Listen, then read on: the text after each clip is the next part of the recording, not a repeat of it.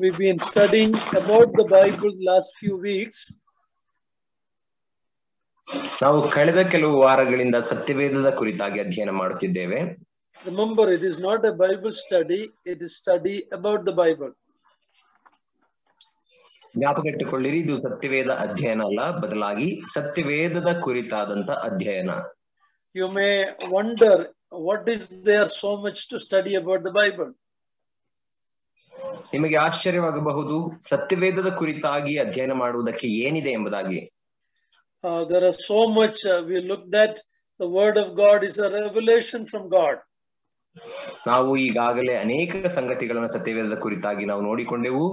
ದೇವರ ವಾಕ್ಯ ಎಂಬುದಾಗಿ ಹೇಳುವಾಗ ಅದು ದೇವರಿಂದ ಬಂದಂತಹ ಪ್ರಕಟಣೆ. We also saw that it is inspired by the Spirit of God. ಮತ್ತು ನಾವು ಅದನ್ನು ಕೂಡ ನೋಡಿಕೊಂಡೆವು, ಏನಂದ್ರೆ ಅದು ದೇವರಾತ್ಮನಿಂದ ಪ್ರೇರಿತವಾದದ್ದು. We also looked at it is inerrant word of God. ಮತ್ತು ನಾವು ನೋಡಿಕೊಂಡೆವು ಏನೆಂದರೆ ದೇವರ ವಾಕ್ಯವು ಅದು ಯಾವುದೇ ದೋಷವಿಲ್ಲದ್ದು. And we can talk so many things about the Bible. It is a long study, but we are only summarizing some of the main points. ನಾವು ಇನ್ನು ಸತ್ಯವೇದದ ಕುರಿತಾಗಿ ಅನೇಕ ವಿಷಯಗಳನ್ನ ನಾವು ತಿಳಿದುಕೊಳ್ಳಬಹುದು. ಆದರೆ ಅದು ಉದ್ದನೆಯ ಒಂದು ಅಧ್ಯಯನವಾಗುತ್ತದೆ. ಆದರೆ ನಾವು ಸತ್ಯವೇದದ ಕುರಿತಾದ ಸಾರಾಂಶವನ್ನ ನೋಡುತ್ತಾ ಇದ್ದೇವೆ. We saw that the Lord Jesus Christ is without sin. ನಾವು ನೋಡುತ್ತಾ ಬಂದೆವು, ಯೇಸು ಕ್ರಿಸ್ತನು ಆತನು ಪಾಪವಿಲ್ಲದವನಾಗಿದ್ದನು. He is known as the Word of God, the living Word of God. ಆತನು ಜೀವಿಸುವ ದೇವರ ವಾಕ್ಯ ಎಂಬುದಾಗಿ ಕರೆಯಲ್ಪಟ್ಟಿದ್ದಾನೆ. And the scripture is the written word of God. ಮತ್ತು ದೇವರ ವಾಕ್ಯ ಅದು ಬರೆಯಲ್ಪಟ್ಟಂತಹ ದೇವರ ವಾಕ್ಯವಾಗಿದೆ. That is also, Jesus is without sin, the scripture is without error. ಯೇಸು ಕ್ರಿಸ್ತನು ಆತನು ಪಾಪವಿಲ್ಲದವನಾಗಿದ್ದನು, ಅದೇ ರೀತಿ ದೇವರ ವಾಕ್ಯವು ಅದು ಯಾವುದೇ ದೋಷವಿಲ್ಲದಾಗಿದೆ. Both came from heaven. ಎರಡು ಪರಲೋಕದಿಂದ ಬಂದಂತವುಗಳು. Both came through human agency. ಎರಡು ಮನುಷ್ಯರ ಮಧ್ಯವರ್ತಿಕೆಯ ಮೂಲಕ ಬಂದಂತವುಗಳು. What I mean is there were human authors in writing the scripture. ನನ್ನ ಅರ್ಥವೇನೆಂದರೆ ಅದನ್ನ ದೇವರ ವಾಕ್ಯವನ್ನ ಬರೆಯುವುದರಲ್ಲಿ ದೇವರು ಮನುಷ್ಯ ಆ ಬರಹಗಾರನ ಉಪಯೋಗಿಸಿಕೊಂಡನು. Same way Jesus Christ being born, God used Mary, a human being. ಅದೇ ರೀತಿ ಯೇಸು ಕ್ರಿಸ್ತನು ಈ ಲೋಕಕ್ಕೆ ಹುಟ್ಟಿ ಬರುವುದಕ್ಕಾಗಿ ದೇವರು ಮಾನವನನ್ನ ಅಂದರೆ ಮೇರಿಯನ್ನ ಕನ್ಯಾ ಮರಿಯಳನ್ನ ಉಪಯೋಗಿಸಿಕೊಂಡನು. Even though human agencies were involved, the result was sinless Christ and errorless scripture. ಆದರೂ ಮನುಷ್ಯರೆಂಬಂತಹ ಮಧ್ಯವರ್ತಿಗಳು ಉಪಯೋಗಿಸಲ್ಪಟ್ಟಿದ್ದರು. ಅದರ ಪ್ರತಿಫಲವೇನೆಂದರೆ ಪಾಪವಿಲ್ಲದಂತಹ ಕ್ರಿಸ್ತನು ಮತ್ತು ದೋಷವಿಲ್ಲದಂತಹ ದೇವರ ವಾಕ್ಯ. We looked at last week on inerrancy, that the word of God is without error. We saw that even though the human authors and human medium was there, the end result is without sin, without error. ನಾವು ನೋಡುವಾಗ ದೇವರು ಮನುಷ್ಯರ ಮಧ್ಯವರ್ತಿಕೆಯನ್ನು ಉಪಯೋಗಿಸಿದರೂ ಕೂಡ ದೇವರ ವಾಕ್ಯವು ಅದು ದೋಷವಿಲ್ಲದ್ದು ಮತ್ತು ಯೇಸು ಕ್ರಿಸ್ತನು ಆತನು ಪಾಪವಿಲ್ಲದವನಾಗಿದ್ದನು. When we approach Bible, come with the understanding it is the word of God. God cannot lie, so God's word has no error. ನಾವು ಸತ್ಯವೇದವನ್ನು ಅಧ್ಯಯನ ಮಾಡುವುದಕ್ಕೆ ಬರುವಾಗ ಅರ್ಥ ಮಾಡಿಕೊಳ್ಳಬೇಕು ಏನೆಂದರೆ ಸತ್ಯವೇದವು ಅದು ದೋಷವಿಲ್ಲದ್ದು ಮತ್ತು ದೇವರ ವಾಕ್ಯವು ಅದು ದೋಷವಿಲ್ಲದ್ದು. ದೇವರು ತಪ್ಪು ಮಾಡಲಿಕ್ಕೆ ಸಾಧ್ಯವಿಲ್ಲ. But we saw that Bible has many difficult passages. Pardon me, uncle.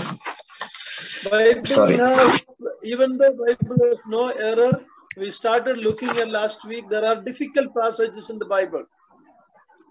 ಸತ್ಯವೇದದಲ್ಲಿ ಯಾವುದೇ ತಪ್ಪುಗಳು ದೋಷಗಳು ಇಲ್ಲ ಎಂಬುದಾಗಿ ನಮಗೆ ಗೊತ್ತಿದ್ದರೂ ಕೂಡ ಕಳೆದ ವಾರ ಸತ್ಯವೇದದಲ್ಲಿ ಅರ್ಥ ಮಾಡಿಕೊಳ್ಳಲಿಕ್ಕೆ ಕಷ್ಟವಾದಂತಹ ಕೆಲವು ವಾಕ್ಯ ಭಾಗಗಳಿದೆ ಎಂಬುದಾಗಿ ಕಳೆದ ವಾರ ನೋಡುತ್ತಾ ಬಂದೆವು.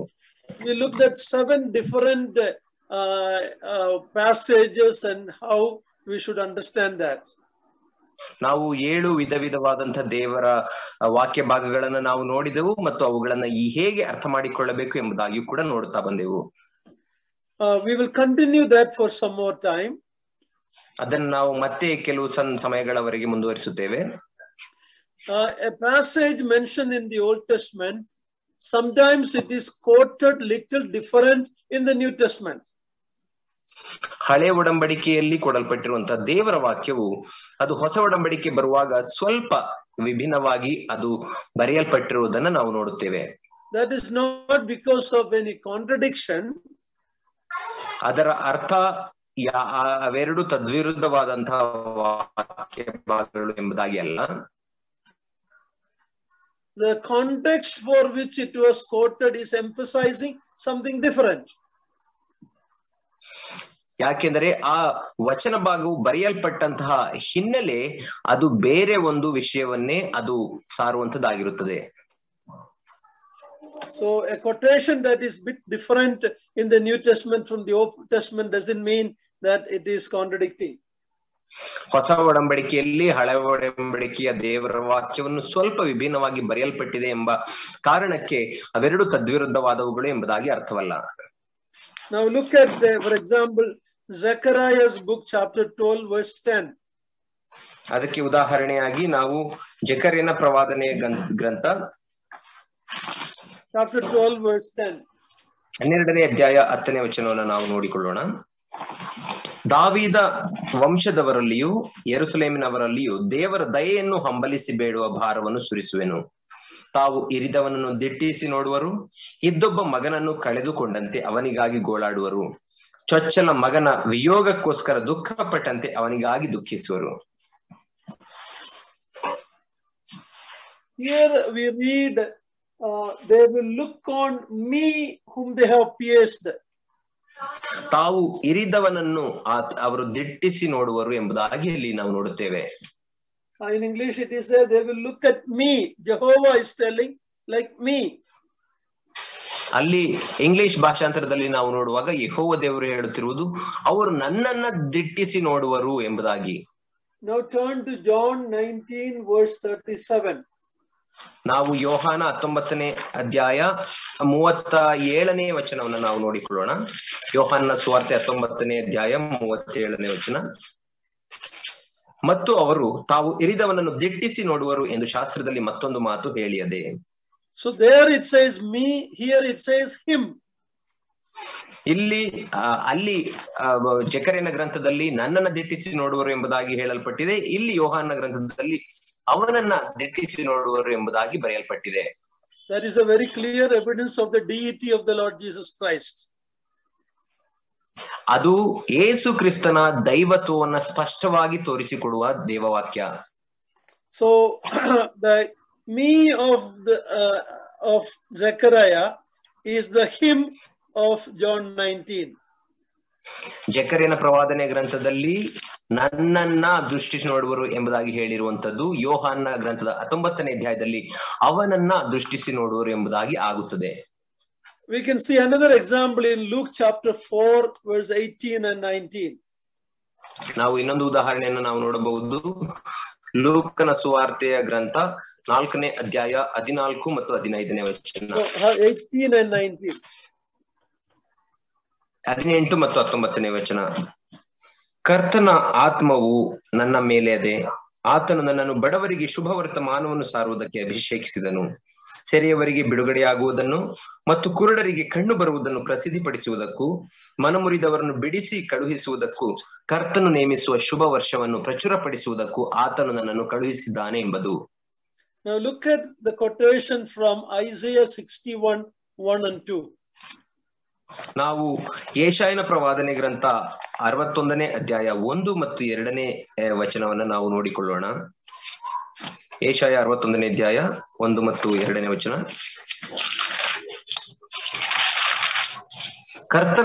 ಕರ್ತನಾದ ಯೆಹೋವನ ಆತ್ಮವು ನನ್ನ ಮೇಲೆ ಇದೆ, ಆತನು ನನ್ನನ್ನು ಬಡವರಿಗೆ ಶುಭ ವರ್ತಮಾನವನ್ನು ಸಾರುವುದಕ್ಕೆ ಅಭಿಷೇಕಿಸಿದನು, ಮನಮುರಿದವರನ್ನು ಕಟ್ಟಿ ವಾಸಿ ಮಾಡುವುದಕ್ಕೂ, ಸೆರೆಯವರಿಗೆ ಬಿಡುಗಡೆಯ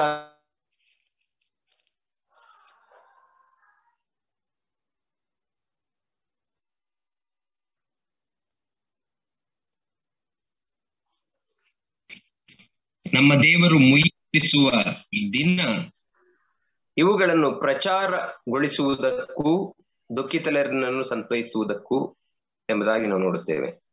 The original passage is in Isaiah 61. ಆ ಮೂಲ ಸರಿಯಾದಂತಹ ದೇವರ ವಾಕ್ಯವು 61ನೇ ಅಧ್ಯಾಯ ಯೆಶಾಯದಲ್ಲಿ ಕೊಡಲ್ಪಟ್ಟಿದೆ, ಮೂಲ ಗ್ರಂಥ. But when Jesus was in Nazareth, in his hometown, when he went to the synagogue, he quoted it, but in the middle of it he stopped. ಆದರೆ ನಾವು ನೋಡುವಾಗ ಯೇಸು ಕ್ರಿಸ್ತನು ತನ್ನ ಸ್ವಂತ ಊರಾದ ನಜರೇತಿನ ಗಲಿಲಾಯದಲ್ಲಿ ಗಲಿಲಾಯದ ನಜರೇತಿಗೆ ಬಂದಾಗ ಆತನು ದೇವ ಮಂದಿರಕ್ಕೆ ಹೋಗಿ ಅಲ್ಲಿ ದೇವರ ವಾಕ್ಯವನ್ನು ಓದುವಾಗ ಅದನ್ನ ಮಧ್ಯದಲ್ಲೇ ನಿಲ್ಲಿಸುತ್ತಾನೆ. So the quotation is not exact. That's because one had to do with the first coming, the other one had to do with the second coming. Shubha Varsha bere, Moidiriswa Varsha bere. First coming, he come to give the message of peace and healing. In the second coming, he will take revenge. He will bring judgment. Because of that, we see the same passage quoted differently. ಯಾಕೆಂದರೆ ನಾವು ನೋಡುವಾಗ ಯೇಸು ಕ್ರಿಸ್ತನು ಆತನು ಮೊದಲನೇ ಸಾರಿ ಬಂದದ್ದು ರಕ್ಷಣೆ ಕೊಡುವುದಕ್ಕೂ ಮತ್ತು ಪಾಪಗಳನ್ನು ಕ್ಷಮಿಸುವುದಕ್ಕೂ, ಮತ್ತು ಆತನು ಎರಡನೇ ಸಾರಿ ಬರುವಾಗ ನ್ಯಾಯಾಧಿಪತಿಯಾಗಿ ನ್ಯಾಯ ತೀರಿಸುವುದಕ್ಕೂ ಜನಗಳಿಗೆ ದಂಡನೆ ಮಾಡುವುದಕ್ಕೂ ಬರುತ್ತಾನೆ. ಆದ್ದರಿಂದ ಈ ವಚನವು ಯೆಶಾಯದಲ್ಲಿ ಮತ್ತು ಲೂಕನ ಗ್ರಂಥದಲ್ಲಿ ಅದು ಬೇರೆ ಬೇರೆಯಾಗಿ ಕೊಡಲ್ಪಟ್ಟಿದೆ. It was together, first coming and second coming is combined in Isaiah 61. ನಾವು ಯೆಶಾಯ 61ನೇ ಅಧ್ಯಾಯದಲ್ಲಿ ನಾವು ನೋಡುವಾಗ ಯೇಸು ಕ್ರಿಸ್ತನ ಮೊದಲನೆಯ ಬರೋಣ ಮತ್ತು ಎರಡನೇ ಬರೋಣ ಎರಡು ಒಟ್ಟಿಗೆ ಕೊಡಲ್ಪಟ್ಟಿದೆ. But when he is quoting, he is only referring to the first coming, the Shubha Samajaru Saruvodu Badavarige, all that, and then he stopped it. So he didn't quote the whole verse. ಆದರೆ ಯೇಸು ಕ್ರಿಸ್ತನು ಆತನು ಯೆಶಾಯನ ಗ್ರಂಥವನ್ನ ಓದುವಾಗ ಆತನೇ ಮೊದಲನೆಯ ಬರೋಣದಲ್ಲಿ ಆತನು ಸಾರುವ ಶುಭ ವರ್ಷವನ್ನು ಆತನು ಪ್ರಚುರಪಡಿಸುವುದಕ್ಕೆ ಬಂದಿದ್ದೇನೆ ಎಂಬುದಾಗಿ ಹೇಳಿ ಅಲ್ಲೇ ನಿಲ್ಲಿಸುತ್ತಾನೆ, ಮುಂದುವರಿಯುವುದಿಲ್ಲ. So unless you understand this difference, critics may say that look, there is a inconsistency, there is differences, they may say. ನೀವು ಒಂದು ವೇಳೆ ಈ ವಾಕ್ಯವನ್ನ ಈ ವಚನ ಭಾಗಗಳನ್ನ ಸರಿಯಾಗಿ ಅರ್ಥ ಮಾಡಿಕೊಳ್ಳದೆ ಹೋದರೆ ಸತ್ಯವೇದವನ್ನ ತರ್ಕ ಮಾಡುವಂತವರು ಈ ಎರಡು ವಾಕ್ಯ ಭಾಗಗಳಲ್ಲಿ ವಿಭಿನ್ನತೆ ಇದೆ, ಎರಡು ಬೇರೆ ಬೇರೆ ತದ್ವಿರುದ್ಧವಾಗಿವೆ ಎಂಬುದಾಗಿ ಹೇಳಬಹುದು. So we're going to look at a few more verses so you understand the context of the passage. ಆದ್ದರಿಂದ ನಾವು ಇನ್ನು 2-3 ವಚನಗಳನ್ನು ನಾವು ನೋಡುತ್ತೇವೆ. ಅದರಿಂದ ನೀವು ದೇವರ ವಾಕ್ಯದ ಹಿನ್ನೆಲೆಯನ್ನು ಸರಿಯಾಗಿ ಅರ್ಥ ಮಾಡಿಕೊಳ್ಳಲಿಕ್ಕೆ ಸಹಾಯವಾಗುತ್ತದೆ. Sometimes people assume that if an account is different, it is false. They assume like that. ಕೆಲವು ಸಾರಿ ಜನರು ಈ ರೀತಿ ಅಂದುಕೊಳ್ಳುತ್ತಾರೆ, ಏನಂತಂದರೆ ಬೇರೆಯವರು ಮಾಡಿರುವಂತ ಸಂಗತಿಯ ಕುರಿತಾಗಿ ಯಾರಾದರೂ ಲೆಕ್ಕ ಕೊಡುವಾಗ ಅಥವಾ ಅದರ ಬಗ್ಗೆ ಒಪ್ಪಿಸುವಾಗ ಅದು ತಪ್ಪಾಗಿದ್ದರೆ ಅದು ಸಂಪೂರ್ಣ ತಪ್ಪು ಎಂಬುದಾಗಿ ನೆನೆಸುತ್ತಾರೆ. No, that is not what if one incident, one account is ಬೇರೆ ರೀತಿಯಲ್ಲಿ ಇನ್ನೊಂದು ಕಡೆ ತಿಳಿಸಿದರೆ ಅದು ತಪ್ಪು, they will think like that. ಒಂದು ಕಡೆಯಲ್ಲಿ ಕೊಡಲ್ಪಟ್ಟಿರುವಂತಹ ದೇವರ ವಾಕ್ಯವು ಇನ್ನೊಂದು ಕಡೆಯಲ್ಲಿ ಸ್ವಲ್ಪ ವಿಭಿನ್ನವಾಗಿ ಬರೆಯಲ್ಪಟ್ಟಿರುವುದಾದರೆ ಅದು ತಪ್ಪು ಎಂಬುದಾಗಿ ನೆನೆಸುತ್ತಾರೆ. Let's look at Matthew 28:5. ನಾವು ಮತ್ತಾಯ 28ನೇ ಅಧ್ಯಾಯ 5ನೇ ವಚನವನ್ನು ನಾವು ನೋಡಿಕೊಳ್ಳೋಣ.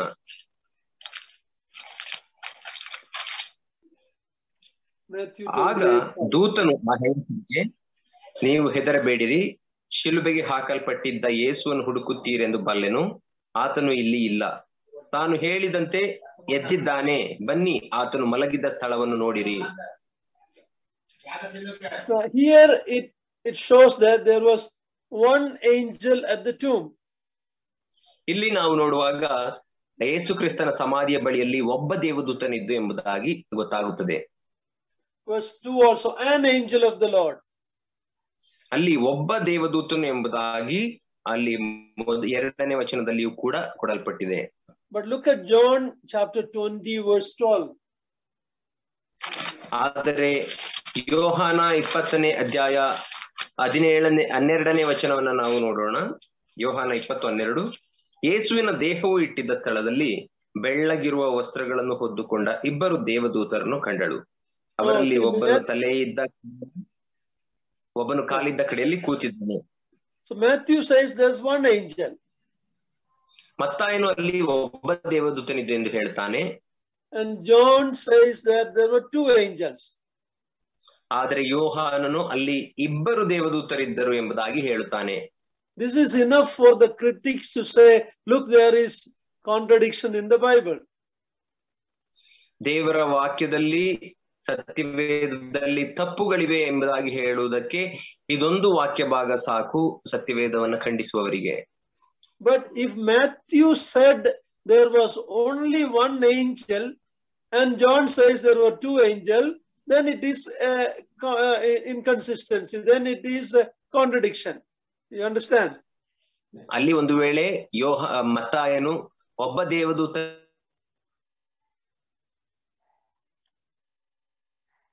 ಇದ್ದರೆ ಅವೆರಡಕ್ಕೂ ತದ್ವಿರುದ್ಧವಾಗಿವೆ ಎಂಬುದಾಗಿ ನೆನೆಸಬಹುದು. There was a pause. If Matthew said there was only one angel and John says there were two angels, then it's a contradiction. ಮತ್ತಾಯನು ಒಂದು ವೇಳೆ ಅಲ್ಲಿ ಕೇವಲ ಒಬ್ಬ ದೇವದೂತನಿದ್ದನು ಎಂಬುದಾಗಿ ಹೇಳಿ ಯೋಹಾನನು ಅಲ್ಲಿ ಇಬ್ಬರು ದೇವದೂತರಿದ್ದರು ಎಂಬುದಾಗಿ ಹೇಳಿದರೆ ಆಗ ಎರಡಕ್ಕೂ ತದ್ವಿರುದ್ಧವಾಗಿದೆ ಎಂಬುದಾಗಿ ನೆನೆಸಬಹುದಿತ್ತು. Matthew is only talking about what one angel said. ಆದರೆ ಮತ್ತಾಯನನ್ನ ನಾವು ನೋಡುವಾಗ ಆತನು ಒಬ್ಬ ದೇವದೂತನು ಏನು ಹೇಳಿದನು ಎಂಬುದಾಗಿ ಮಾತ್ರ ಆತನು ಹೇಳುತ್ತಿದ್ದಾನೆ. So it is never a contradiction that there were two angels. Only one angel said that. So it's not a contradiction. ಆದ್ದರಿಂದ ಅಲ್ಲಿ ಇಬ್ಬರು ದೇವದೂತರು ಇದ್ದರು ಎಂಬುದಾಗಿ ಹೇಳುವಾಗ ಯಾವುದೇ ತಪ್ಪಿಲ್ಲ. ಯಾಕಂದರೆ ಅಲ್ಲಿ ಮಾತನಾಡಿದವನು ಒಬ್ಬನೇ ದೇವದೂತನಾದದ್ದರಿಂದ ಮತ್ತಾಯನು ಆ ದೇವದೂತನ ಕುರಿತಾಗಿ ಬರೆದಿದ್ದಾನಷ್ಟೇ. We saw last time about how Judas Iscariot hanged himself according to Matthew 27:5. ನಾವು ಮತ್ತಾಯ 27ನೇ ಅಧ್ಯಾಯ 5ನೇ ವಚನದ ರೀತಿಯಲ್ಲಿ ಯಾವ ರೀತಿ ಇಸ್ಕರಿಯೋತ ಯೂದನು ತನ್ನನ್ನು ನೇಣು ಹಾಕಿಕೊಂಡು ಸತ್ತನು ಎಂಬುದಾಗಿ ನಾವು ನೋಡಿದೆವು. That's all Matthew is writing. ಮತ್ತಾಯನು ಬರೆಯುತ್ತಿರುವುದು ಅಷ್ಟು ಮಾತ್ರ. But in Acts 1:18 we saw more details that from there he fell, his entrails were gushed out. We read in Acts 1:18. ಆದರೆ ಅಪೊಸ್ತಲರ ಕೃತ್ಯ 1ನೇ ಅಧ್ಯಾಯ 18ನೇ ವಚನದಲ್ಲಿ ನಾವು ನೋಡುವಾಗ ಆತನು ಉರುಳು ಹಾಕಿಕೊಂಡು ಸತ್ತ ನಂತರ ಏನಾಯಿತು ಎಂಬುದಾಗಿ ಬರೆಯಲ್ಪಟ್ಟಿದೆ, ವಿವರಗಳು ಕೊಡಲ್ಪಟ್ಟಿದೆ. ಆತನು ಉರುಳು ಹಾಕಿಕೊಂಡು ಸತ್ತ ನಂತರ ಅವನ ದೇಹವು ಮೇಲಿಂದ ಬಿದ್ದು ಕರಳುಗಳು ಹೊರಗೆ ಬಂದವು ಎಂಬುದಾಗಿ ನಾವು ನೋಡುತ್ತೇವೆ. Acts is giving more details that Matthew is not giving. That's all. ಮತ್ತಾಯನು ಹೇಳುವಂತಹ ಆ ವಾಕ್ಯ ಭಾಗದ ಇನ್ನು ವಿವರಣೆಯನ್ನ ಅಪೊಸ್ತಲರ ಕೃತ್ಯ ಹೇಳುತ್ತದೆ ಅಷ್ಟೇ. When Luke is writing, he is giving more details. That's all. ಆದರೆ ಲೂಕನು ಬರೆಯುವಾಗ ಅಪೊಸ್ತಲರ ಕೃತ್ಯದಲ್ಲಿ ವಿವರಗಳನ್ನ ಹೆಚ್ಚು ಕೊಡುತ್ತಿದ್ದಾನೆ ಅಷ್ಟೇ. That's not a contradiction. ಅದು ವಿರುದ್ಧವಾದಂತ ದೇವರ ವಾಕ್ಯವಲ್ಲ. Another mistake that people assume is that whatever Bible records is approved by the Bible. That is not the truth. Approved by? One of the mistakes people make is that because it is recorded in the Bible, it is approved by God. No. ಇನ್ನು ಒಂದು ತಪ್ಪು ಭಾವನೆ ಜನರು ಅಂದುಕೊಳ್ಳುವುದೇನೆಂದರೆ ಸತ್ಯವೇದದಲ್ಲಿ ಈ ವಾಕ್ಯ ಬರೆಯಲ್ಪಟ್ಟಿರುವುದರಿಂದ ಎಲ್ಲಾ ವಚನಗಳು ಅದು ದೇವರಿಂದ ಅದು ಸ್ಥಾಪಿತವಾಗಿದೆ ಅಥವಾ ದೇವರಿಂದ ಅದು ಸಮ್ಮತಿಸಲ್ಪಟ್ಟಿದೆ ಎಂಬುದಾಗಿ ನೆನೆಸುತ್ತಾರೆ. Everything contained in the Bible is not commended by the Bible or God. ಆ ಸತ್ಯವೇದದಲ್ಲಿ ಬರೆದಿರುವಂತಹ ಎಲ್ಲ ವಚನಗಳು ಕೂಡ ಅದು ದೇವರಿಂದ ಹೇಳಿದಂತ ವಚನಗಳಲ್ಲ. John 17:17 says, "Thy word is the truth." ಯೋಹಾನ 17:17 ನಾವು ನೋಡುವಾಗ ನಿನ್ನ ವಾಕ್ಯವೇ ಸತ್ಯ ಎಂಬುದಾಗಿ ನೋಡುತ್ತೇವೆ. But Bible records some lies. ಆದರೆ ಸತ್ಯವೇದವು ಕೆಲವು ಸುಳ್ಳುಗಳನ್ನು ಕೂಡ ಅಲ್ಲಿ ಬರೆಯಲ್ಪಟ್ಟಿವೆ. ಸುಳ್ಳುಗಳು. It records Satan's lie in the Garden of Eden. ಅದು ಏದೇನ್ ವನದಲ್ಲಿ ಸೈತಾನನು ಹೇಳಿದಂತಹ ಸುಳ್ಳನ್ನು ಕೂಡ ಹಾಗೆಯೇ ಬರೆದಿದೆ. In Joshua's book we read about the lie that Rahab told her king that the spies are not here. ಯೆಹೋಶುವನ ಗ್ರಂಥದಲ್ಲಿ ನಾವು ನೋಡುವಾಗ ಅಲ್ಲಿ ರಾಹಬಳು ಮೋಶೆಯಿಂದ ಕಳುಹಿಸಲ್ಪಟ್ಟಂತಹ ಆ ದೂತರನ್ನ ವಿಷಯದಲ್ಲಿ ರಾಹಬಳು ಸುಳ್ಳು ಹೇಳುವುದನ್ನ, ರಾಜನಿಗೆ ಸುಳ್ಳು ಹೇಳುವುದರ ಕುರಿತಾಗಿಯೂ ಅಲ್ಲಿ ಬರೆಯಲ್ಪಟ್ಟಿರುವುದನ್ನ ನಾವು ನೋಡುತ್ತೇವೆ. So all that is recorded in the Bible is not approved by God. ಆದ್ದರಿಂದ ಸತ್ಯವೇದದಲ್ಲಿ ಬರೆಯಲ್ಪಟ್ಟಿರುವಂತದ್ದೆಲ್ಲವೂ ಅದು ದೇವರಿಂದ ಸಮ್ಮತಿಸಲ್ಪಟ್ಟಂತದ್ದಲ್ಲ. David's sin is recorded in the Bible. ದಾವೀದನ ಪಾಪವೂ ಕೂಡ ಸತ್ಯವೇದದಲ್ಲಿ ನಮೂದಿಸಲ್ಪಟ್ಟಿದೆ. But it is not promoting immorality. ಆದರೆ ಆ ವಚನ ಭಾಗವು ಅನೈತಿಕತೆಯನ್ನ ಪ್ರೋತ್ಸಾಹಗೊಳಿಸುವಂತ ವಚನ ಭಾಗವಲ್ಲ. Solomon's polygamy, many wives, are mentioned in the Bible. ಸೊಲೊಮೋನನು ಮಾಡಿಕೊಂಡಂತಹ ಹೆಂಡತಿಯರು ಅಥವಾ ಬಹುಪತ್ನಿತ್ವದ ಕುರಿತಾಗಿಯೂ ಬರೆಯಲ್ಪಟ್ಟಿದೆ. But it is not commending it, it is not approving it. ಆದರೆ ಸತ್ಯವೇದವು ಆ ಬಹುಪತ್ನಿತ್ವವನ್ನ ಪ್ರೋತ್ಸಾಹಿಸುವಂತದ್ದಲ್ಲ. So we need to understand that everything recorded in the Bible under the inspiration is not commended by God. ಆದ್ದರಿಂದ ನಾವು ಅರ್ಥ ಮಾಡಿಕೊಳ್ಳಬೇಕೇನೆಂದರೆ ಸತ್ಯವೇದದಲ್ಲಿ ದೇವರ ಆತ್ಮ ಪ್ರೇರಿತವಾಗಿ ಬರೆಯಲ್ಪಟ್ಟಂತಹ ಎಲ್ಲ ವಚನಗಳು ಕೂಡ ಅದು ಬರೆಯಲ್ಪಟ್ಟಿದೆ ಅಷ್ಟೇ, ಆದರೆ ಅದು ದೇವರಿಂದ ಸಮ್ಮತಿ ಹೊಂದಿದ ವಚನಗಳಲ್ಲ. So we should not incorrectly conclude that because it is in the Bible, it is from God or it is approved by God. No. ಆದ್ದರಿಂದಲೇ ನಾವು ಈ ರೀತಿ ತಪ್ಪಾಗಿ ತೀರ್ಮಾನವನ್ನ ಮಾಡಬಾರದು. ಏನೆಂದರೆ ಅದು ದೇವರಿಂದ ಬಂದ ದೇವರ ವಾಕ್ಯವಾದದ್ದರಿಂದ ಅದು ತಪ್ಪನ್ನು ಕೂಡ ದೇವರು ಒಪ್ಪುತ್ತಾನೆ ಎಂಬುದಾಗಿ ಅಲ್ಲ. Another mistake is that Bible is written for ordinary people. ಮತ್ತು ಇನ್ನೊಂದು ತಪ್ಪಾದ ಭಾವನೆ ಏನೆಂದರೆ ಸತ್ಯವೇದವು ಅದು ಸಾಮಾನ್ಯ ಜನರಿಗೆ ಬರೆಯಲ್ಪಟ್ಟಿದೆ ಎಂದು. So sometimes it use everyday non-technical language. ಕೆಲವು ಸಂದರ್ಭಗಳಲ್ಲಿ ಪ್ರತಿದಿನದ ವ್ಯವಹಾರಿಕ ಭಾಷೆಯನ್ನ ಬಳಸಲ್ಪಟ್ಟಿರುವುದನ್ನ ನಾವು ನೋಡುತ್ತೇವೆ. Bible says about the sunrise and the sunset. ಸತ್ಯವೇದವು ಸೂರ್ಯನ ಹುಟ್ಟುವಿಕೆ ಮತ್ತು ಮುಳುಗುವಿಕೆ ಕುರಿತಾಗಿ ಬರೆಯುತ್ತದೆ. But scientifically, sun doesn't rise or set. We know that. ಆದರೆ ನಾವು ವೈಜ್ಞಾನಿಕವಾಗಿ ನೋಡುವಾಗ ಸೂರ್ಯನು ಹುಟ್ಟುವುದಿಲ್ಲ ಅಥವಾ ಮುಳುಗುವುದಿಲ್ಲ. Because the earth is revolving, we feel like that. ಯಾಕಂದರೆ ಭೂಮಿಯು ಸೂರ್ಯನ ಸುತ್ತುತ್ತಿರುವುದರಿಂದ ನಮಗೆ ಸೂರ್ಯನು ಮುಳುಗುತ್ತಿದ್ದಾನೆ ಅಥವಾ ಹುಟ್ಟುತ್ತಿದ್ದಾನೆ ಎಂಬುದಾಗಿ ಅನ್ನಿಸುತ್ತದೆ ಅಷ್ಟೇ. So Bible uses it same like in the newspaper we read, oh, today's sunrise is at 6 o'clock. Today's sunset is at 7 o'clock in the evening. That's the language that newspaper use, even though it is not scientifically correct. ಯಾಕಂದರೆ ಪ್ರತಿದಿನದ ಆಡು ಭಾಷೆಯನ್ನೇ ಸತ್ಯವೇದದಲ್ಲಿ ಬರೆಯಲ್ಪಟ್ಟಿರುವುದನ್ನು ನಾವು ನೋಡುತ್ತೇವೆ. ನಮ್ಮ ದಿನಪತ್ರಿಕೆಗಳಲ್ಲಿಯೂ ಕೂಡ ಈ ದಿನದ ಸೂರ್ಯನು ಹುಟ್ಟುವ ಸಮಯ 6 ಗಂಟೆ, ಮುಳುಗುವ ಸಮಯ ಇಷ್ಟು ಗಂಟೆ ಎಂಬುದಾಗಿ ಕೊಡಲ್ಪಟ್ಟಿರುತ್ತಾರೆ. ಆದರೆ ಅದು ವೈಜ್ಞಾನಿಕವಾಗಿ ಸತ್ಯವಲ್ಲದೆ ಹೋದರೂ ಕೂಡ ಆಡು ಭಾಷೆಯಲ್ಲಿ ಆಡುವಂತ ಮಾತುಗಳನ್ನ ಅವರು ಬರೆದಿರುತ್ತಾರೆ. So Bible is written for ordinary people in the way that people understand that when it looks to our eyes. So that language is used there. So nobody can say, oh, look at Bible says sunrise and sunset. It's scientifically wrong. So Bible is wrong. Don't come to that assumption. ಆದ್ದರಿಂದ ಸತ್ಯವೇದವು ಸಾಮಾನ್ಯ ಜನರಿಗೆ ಅರ್ಥವಾಗುವ ಭಾಷೆಯಲ್ಲಿ ಅವರ ಆಡು ಭಾಷೆಯಲ್ಲಿಯೇ ಬರೆಯಲ್ಪಟ್ಟಿರುವುದರಿಂದ ಕೆಲವೊಂದು ಸಾರಿ ನೋಡಿ ಸತ್ಯವೇದದಲ್ಲಿ ಸುಳ್ಳುಗಳಿವೆ, ಸೂರ್ಯನು ಹುಟ್ಟುವುದಿಲ್ಲ ಮುಳುಗುವುದಿಲ್ಲ ಎಂಬುದಾಗಿ ವೈಜ್ಞಾನಿಕವಾಗಿ ಹೇಳಲಿಕ್ಕೆ ಸಾಧ್ಯವಿಲ್ಲ. ಆದರೆ ಅದು ಜನರಿಗೆ ಅರ್ಥವಾಗುವ ಭಾಷೆಯಲ್ಲಿ ಆಡು ಭಾಷೆಯಲ್ಲಿ ಬರೆಯಲ್ಪಟ್ಟಿರುವುದರಿಂದ ಸತ್ಯವೇದ ಸಂಪೂರ್ಣ ಸುಳ್ಳು ಎಂಬುದಾಗಿ ನಾವೆಂದಿಗೂ ಹೇಳಲಿಕ್ಕೆ ಸಾಧ್ಯವಿಲ್ಲ. Another thing, sometimes the numbers are rounded when certain events are given. On the Sharashari, what you say, an average number or a round number is used, and that is normal even when we communicate in the world.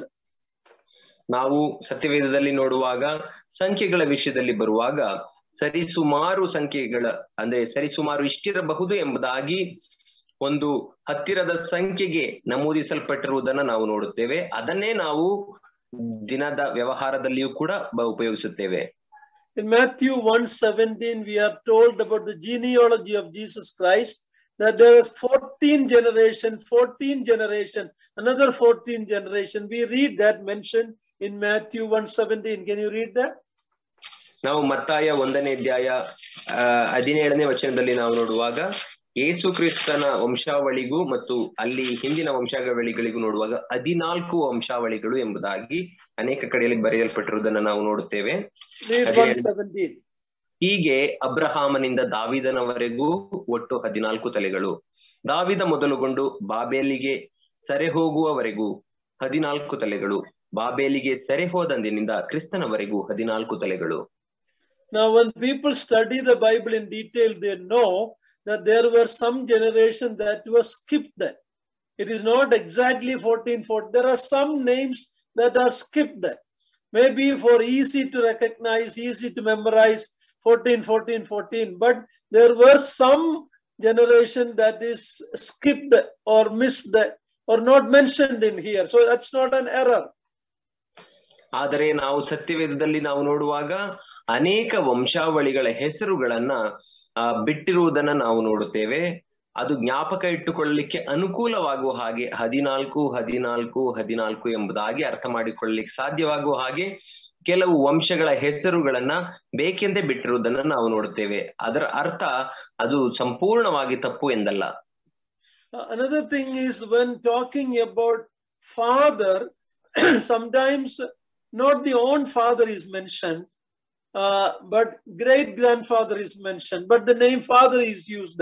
For example, Josiah walked in the ways of his father David. We read like that. ಮತ್ತು ತಂದೆಗಳ ಕುರಿತಾಗಿ ತಂದೆಯ ಹೆಸರನ್ನ ಬರೆಯಲ್ಪಡುವಾಗ ಅವರ ನಿಜವಾದ ತಂದೆಯ ಹೆಸರನ್ನ ಬರೆಯದೆ ಅವರ ತಾತಂದಿರು ಮುತ್ತಾತಂದಿರ ಹೆಸರನ್ನ ಬರೆಯಲ್ಪಟ್ಟಿರುವುದನ್ನು ಕೂಡ ನಾವು ಅನೇಕ ಕಡೆಗಳಲ್ಲಿ ನಾವು ನೋಡುತ್ತೇವೆ. ಉದಾಹರಣೆಗೆ ಹಳೆ ಒಡಂಬಡಿಕೆಯಲ್ಲಿ ಯೋಷಿಯನು ಆತನು ತನ್ನ ತಂದೆಯಾದ ದಾವೀದನ ಮಾರ್ಗದಲ್ಲಿ ನಡೆದನೆಂಬುದಾಗಿ ನಾವು ನೋಡುತ್ತೇವೆ. ಆದರೆ ದಾವೀದನು ಯೋಷಿಯನ ನಿಜವಾದ ತಂದೆಯಲ್ಲ. Josiah's father was Amon. Amon's father was Manasseh. Manasseh's father was Hezekiah. So David is not Josiah's father, but it is mentioned Josiah walked in the ways of his father David. ಯಾಕಂದ್ರೆ ನಾವು ನೋಡುವಾಗ ಯೋಷಿಯನ ನಿಜವಾದ ತಂದೆ ಯಾರು ಎಂಬುದಾಗಿ ನಾವು ನೋಡುವಾಗ ಆಮೋನನ father ಮನಸ್ಸೆ, ಆಮೋನನ ತಂದೆ ಮನಸ್ಸೆ ಮತ್ತು ಮನಸ್ಸೆಯ ತಂದೆ ಹೆಜೆಕಾಯನು. David was many generation before. ಹಿಜ್ಕೀಯನು ಮತ್ತು ದಾವೀದನು ಅನೇಕ ತಲೆಗಳ ಹಿಂದೆ ಆತನು ಇದ್ದನು. But he is called the father of Josiah. ಆದರೆ ದಾವೀದನು ಯೋಷಿಯನ ತಂದೆ ಎಂಬುದಾಗಿ ಅಲ್ಲಿ ಬರೆಯಲ್ಪಟ್ಟಿದೆ. It is only a spiritual reference because some of the other kings were wicked, but he did not follow those fathers or grandfather, but he followed the ways of his father David. That is a mention to show how he followed King David's ways. ಆದರೆ ಅದು ಒಂದು ಆತ್ಮಿಕ ಸತ್ಯಾಂಶವನ್ನು ತಿಳಿಸಲ್ಪಡುವುದಕ್ಕಾಗಿ, ಆತ್ಮಿಕ ಪ್ರಾಮುಖ್ಯತೆಯನ್ನು ತಿಳಿಸಲ್ಪಡುವುದಕ್ಕಾಗಿ ಬರೆಯಲ್ಪಟ್ಟಿದೆ ಅಷ್ಟೇ. ಯೋಷಿಯನ ಹಿಂದೆ ಅನೇಕರು ದುಷ್ಟ ರಾಜರುಗಳು, ದುಷ್ಟರು ಅವನ ಸಂತಾನದಲ್ಲಿ ಬಂದರೂ ಕೂಡ ಯೋಷಿಯನು ದಾವೀದನ ಮಾರ್ಗದಲ್ಲಿ ನಡೆದದ್ದರಿಂದ, ನೀತಿವಂತನಾಗಿ ನಡೆದದ್ದರಿಂದ ದಾವೀದನು ಆತನ ತಂದೆ ಎಂಬುದಾಗಿ ಬರೆಯಲ್ಪಟ್ಟಿದೆ ಅಷ್ಟೇ. So such languages are mentioned in the Bible. It's not a contradiction when we study it in the context. ಆದ್ದರಿಂದ ಸತ್ಯವೇದದಲ್ಲಿ ಉಪಯೋಗಿಸಲ್ಪಟ್ಟಿರುವಂತಹ ಇಂತಹ ಭಾಷೆ ಅದು ತದ್ವಿರುದ್ಧವಾದ ಭಾಷೆಯಲ್ಲ, ಆದರೆ ಅದು ಹಿನ್ನೆಲೆಗಳನ್ನ ಅರ್ಥ ಮಾಡಿಕೊಂಡಾಗ ಅದು ನಿಜ ಎಂಬುದಾಗಿ ನಮಗೆ ಗೊತ್ತಾಗುತ್ತದೆ. Another thing we need to understand that Bible, even though it is one book, it has different literary devices. Some are poetry, some are parable, some are allegory, some are metaphor, some are hyperbole, poetry, satire.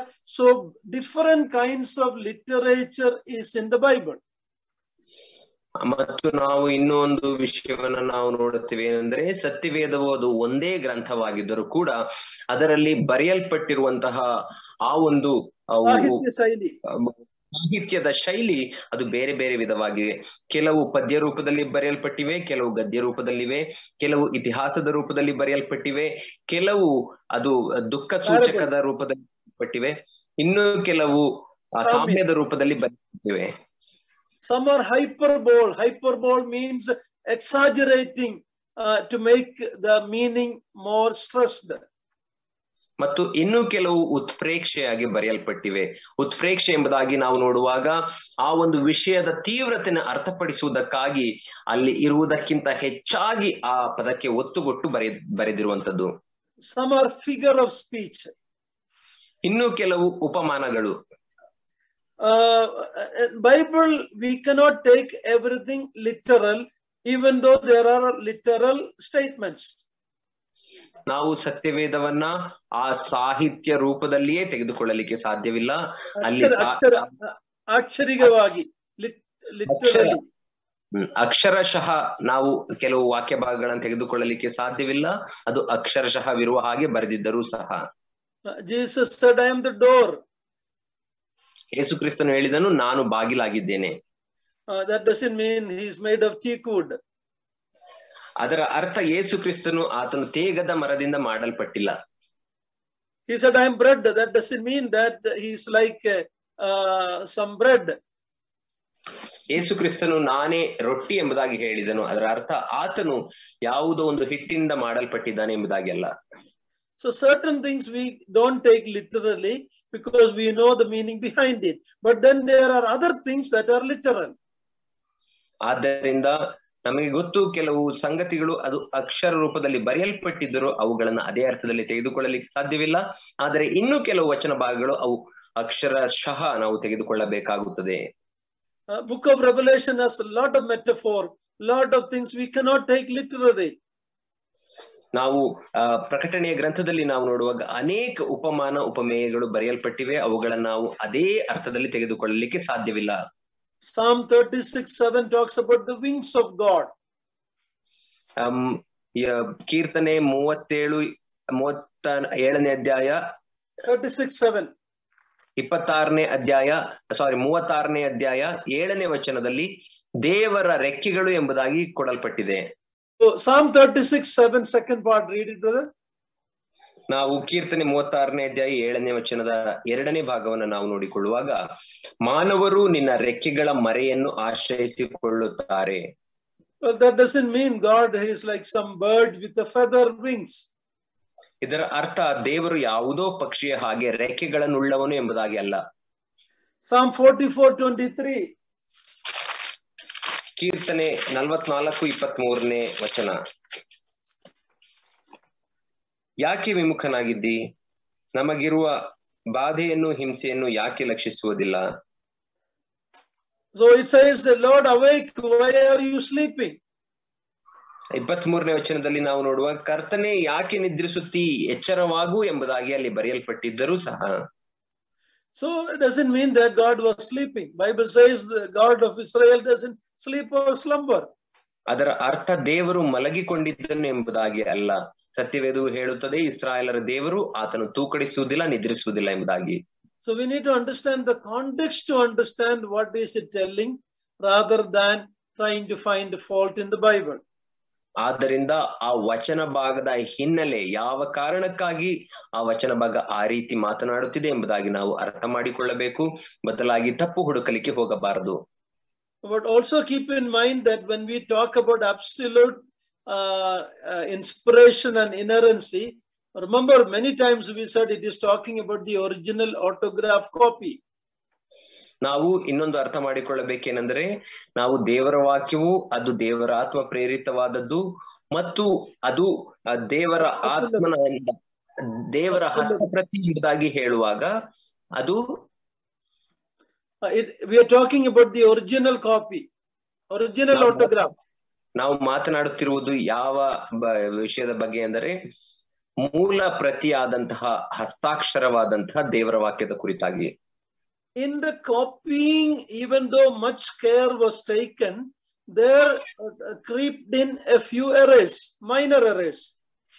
ದೇವರ ವಾಕ್ಯದ ಮೂಲ ಪ್ರತಿಯನ್ನ ನಕಲು ಮಾಡುವಾಗ ಅತ್ಯಂತ ಗಮನವಿಟ್ಟು ಅತ್ಯಂತ ಜಾಗರೂಕತೆಯಿಂದ ಆ ದೇವರ ವಾಕ್ಯವನ್ನ ನಕಲು ಮಾಡಿದರೂ ಕೂಡ ಕೆಲವು ಸಣ್ಣ ಪುಟ್ಟ ತಪ್ಪುಗಳು ಅದರಲ್ಲಿ ಸೇರಿಕೊಂಡಿವೆ ನಕಲು ಪ್ರತಿಗಳಲ್ಲಿ. I will show you an example. ನಾನು ಒಂದು ಉದಾಹರಣೆಯನ್ನು ನಿಮಗೆ ತೋರಿಸುತ್ತೇನೆ. 2 Kings 8:26. Please read that. 2ನೇ ಅರಸುಗಳು 8ನೇ ಅಧ್ಯಾಯ 26ನೇ ವಚನವನ್ನು ನಾವು ನೋಡಿಕೊಳ್ಳೋಣ. 2 ಅರಸುಗಳ ಪುಸ್ತಕ 8ನೇ ಅಧ್ಯಾಯ 26ನೇ ವಚನ.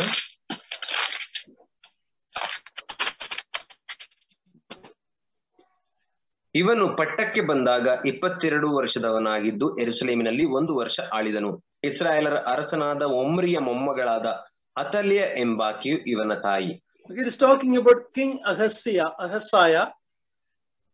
ಇದು ಅರಸನಾದ ಅಹಜ್ಯನ ಕುರಿತಾಗಿ ಮಾತನಾಡುತ್ತಿದೆ. Here it says he was 22 years old when he became king. ಆತನು ಪಟ್ಟಕ್ಕೆ ಬಂದಾಗ ಅರಸನಾದಾಗ 22 ವರ್ಷ ಎಂಬುದಾಗಿ ಇಲ್ಲಿ ಬರೆಯಲ್ಪಟ್ಟಿದೆ. Now the same incident read in 2 Chronicles chapter 22 verse 2. ನಾವು ಇದೇ ಒಂದು ಸಂಗತಿಯನ್ನ 2 ಪೂರ್ವಕಾಲ ವೃತ್ತಾಂತ 22ನೇ ಅಧ್ಯಾಯ verse 2. 2ನೇ ವಚನದಲ್ಲಿ ನಾವು ಓದುವಾಗ ಈ ರೀತಿ ಬರೆಯಲ್ಪಟ್ಟಿದೆ. ಇವನು ಪಟ್ಟಕ್ಕೆ ಬಂದಾಗ 42 ವರ್ಷದವನಾಗಿದ್ದನು. ಇವನು ಯೆರೂಸಲೇಮಿನಲ್ಲಿ 1 ವರ್ಷ ಆಳಿದನು. ಒಮ್ರಿಯ ಮೊಮ್ಮಗಳಾದ ಅತಲ್ಯ ಎಂಬಾಕೆಯು ಇವನ. Here it says he was 42 years old when he became king. ಆದರೆ ಇಲ್ಲಿ ನೋಡುವಾಗ ಅಹಜ್ಯನು ಅರಸನಾದಾಗ 42 ವರ್ಷದವನಾಗಿದ್ದನು ಎಂಬುದಾಗಿ ಬರೆಯಲ್ಪಟ್ಟಿದೆ. If you have a Kannada and English together Bible, the English Bible has corrected that and says 22, but in the Kannada it says 42. ಆದರೆ ನಿಮ್ಮ ಬಳಿಯಲ್ಲಿ ಒಂದು ವೇಳೆ 2 ಭಾಷೆಯ ಸತ್ಯವೇದ ಇರುವುದಾದರೆ ಇಂಗ್ಲಿಷ್ ಮತ್ತು ಕನ್ನಡ ಭಾಷೆಯಲ್ಲಿ ನೀವು ಅದೇ 2 ಪೂರ್ವಕಾಲ ವೃತ್ತಾಂತ 22ನೇ ಅಧ್ಯಾಯದ 2ನೇ ವಚನವನ್ನ ಇಂಗ್ಲಿಷ್ ಭಾಷೆಯಲ್ಲಿ ನಾವು ನೋಡುವಾಗ ಅಲ್ಲಿ 22 ಎಂಬುದಾಗಿ ಸರಿ ಮಾಡಿ ಬರೆಯಲ್ಪಟ್ಟಿದೆ. But in Kannada it says 42. One says he was 22 years old. Another passage says 42 years old. 2 ಅರಸುಗಳ ಪುಸ್ತಕದಲ್ಲಿ ಅವನಿಗೆ 22 ವರ್ಷವಾಗಿತ್ತು ಎಂಬುದಾಗಿ ನಾವು ನೋಡುತ್ತೇವೆ. ಆದರೆ 2 ಪೂರ್ವಕಾಲ ವೃತ್ತಾಂತದಲ್ಲಿ ಅದೇ ಕನ್ನಡ ಭಾಷೆಯ ಪುಸ್ತಕ ಸತ್ಯವೇದದಲ್ಲಿ 42 ವರ್ಷ ಎಂಬುದಾಗಿ ಬರೆಯಲ್ಪಟ್ಟಿದೆ. It's not only in Kannada, it was a copying error in many of the copies. ಇದು ಕನ್ನಡ ಸತ್ಯವೇದದಲ್ಲಿ ಮಾತ್ರವಲ್ಲ, ಅದು ನಕಲು ಮಾಡುವಾಗ ಮಾಡಿದಂತ ತಪ್ಪಾಗಿತ್ತು. ಅನೇಕ ಭಾಷೆಗಳ ಸತ್ಯವೇದದಲ್ಲಿಯೂ ಕೂಡ ಇದೇ ತಪ್ಪಿತ್ತು. So 22 has become 42 by mistake. ಆದ್ದರಿಂದ ಆತನ 22ನೇ ವರ್ಷ ಅದು ತಪ್ಪಾಗಿ 42 ವರ್ಷ ಎಂಬುದಾಗಿ ನಮೂದಿಸಲ್ಪಟ್ಟಿತ್ತು. It's an error in one letter, one number. ಅದು ಕೇವಲ ಒಂದು ಅಕ್ಷರದಲ್ಲಿ ಆಗಿರುವಂತಹ ತಪ್ಪಾಗಿದೆ ಅಷ್ಟೇ. Otherwise he would be, when he became king, he will be older than his father if 42 is correct. ಇದೇನಾದ್ರೂ ಸತ್ಯವಾಗಿರುವುದಾದ್ರೆ 42 ವರ್ಷ ಎಂಬುದು ಅಹಜ್ಯನು ಆತನು ಅರಸನಾದಾಗ ತನ್ನ ತಂದೆಗಿಂತ ಹೆಚ್ಚಿನ ವಯಸ್ಸಿನವನಾಗಿರುತ್ತಿದ್ದನು. We know that is not possible. ನಮಗೆ ಗೊತ್ತು ಅದು ಸಾಧ್ಯವಿಲ್ಲ ಎಂಬುದಾಗಿ. So how do such small errors were corrected? ಹಾಗಾದರೆ ಹೇಗೆ ಈ ಸಣ್ಣ ಪುಟ್ಟ ತಪ್ಪುಗಳು ಸರಿ ಮಾಡಲ್ಪಟ್ಟವು? Because there are different copies available. When you compare with different copies, you understand this was a copying error, a minor copying error. ಆದರೆ ಸತ್ಯವೇದದ ಅನೇಕ ನಕಲು ಪ್ರತಿಗಳು ಇರುವುದರಿಂದ ನೀವು ಆ ಎಲ್ಲಾ ನಕಲು ಪ್ರತಿಗಳನ್ನ ಒಂದಕ್ಕೊಂದು ಹೊಂದಾಣಿಕೆ ಮಾಡಿ ನೋಡುವಾಗ ಇದು ನಕಲು ಮಾಡುವಾಗ ಆದಂತ ಸಣ್ಣ ತಪ್ಪಾಗಿದೆ ಅಷ್ಟೇ ಎಂಬುದಾಗಿ ನೀವು ಅರ್ಥ ಮಾಡಿಕೊಳ್ಳಬಹುದು. So if anybody is saying there is mistake, error in the Bible, they are talking about such minor copying errors. ಆದ್ದರಿಂದ ಯಾರಾದರೂ ಸತ್ಯವೇದದಲ್ಲಿ ಕೆಲವು ತಪ್ಪುಗಳಿವೆ ಎಂಬುದಾಗಿ ಅವರು ಹೇಳುವಾಗ ಅವರು ಮಾತನಾಡುತ್ತಿರುವುದು ನಕಲು ಮಾಡುವಾಗ ಮಾಡಲ್ಪಟ್ಟಿರುವಂತಹ ಸಣ್ಣ ತಪ್ಪುಗಳ ಕುರಿತಾಗಿ. But you and I, as believers in the Lord Jesus Christ, in the God of the Bible, we should be so confident that God's word is truth. It cannot have errors. ಆದ್ದರಿಂದ ನಾನು ನೀವು ದೇವರ ಮಕ್ಕಳಾಗಿದ್ದುಕೊಂಡು ದೇವರ ವಿಶ್ವಾಸಿಗಳಾಗಿ ಜೀವಿಸುವಾಗ ನಾವು ಅರ್ಥ ಮಾಡಿಕೊಳ್ಳಬೇಕಾದ ಸತ್ಯಾಂಶವೇನೆಂದರೆ ದೇವರ ವಾಕ್ಯವುದು ಎಂದಿಗೂ ಸತ್ಯವಾದದ್ದು, ಅದರಲ್ಲಿ ದೋಷವಾಗಲಿ ತಪ್ಪಾಗಲಿ ಇಲ್ಲ ಎಂಬುದಾಗಿ ಅರ್ಥ ಮಾಡಿಕೊಳ್ಳಬೇಕು. Any such minor errors in the Bible, it never affects any of the teachings or doctrines of the Word of God. That is what you and I can be so confident about. ಸತ್ಯವೇದದಲ್ಲಿ ಆಗಿರುವಂತಹ ಈ ಸಣ್ಣ ಪುಟ್ಟ ತಪ್ಪುಗಳು ಅದು ಸತ್ಯವೇದದ ಸತ್ಯಾಂಶವನ್ನಾಗಲಿ ಅದು ಬೋಧಿಸುವ ಆ ಒಂದು ಸಿದ್ಧಾಂತಗಳನ್ನ ಕುರಿತಾಗಿ ಆಗಲಿ ತಪ್ಪು ಮಾಡಲಿಕ್ಕೆ ಸಾಧ್ಯವೇ ಇಲ್ಲ. I will show you an example when we come to the book of Proverbs. ನಾನು ನಿಮಗೆ ಜ್ಞಾನೋಕ್ತಿಗಳ ಪುಸ್ತಕದ ಅಧ್ಯಯನಕ್ಕೆ ಬಂದಾಗ ಒಂದು ಉದಾಹರಣೆಯನ್ನ ತೋರಿಸಿಕೊಡುತ್ತೇನೆ.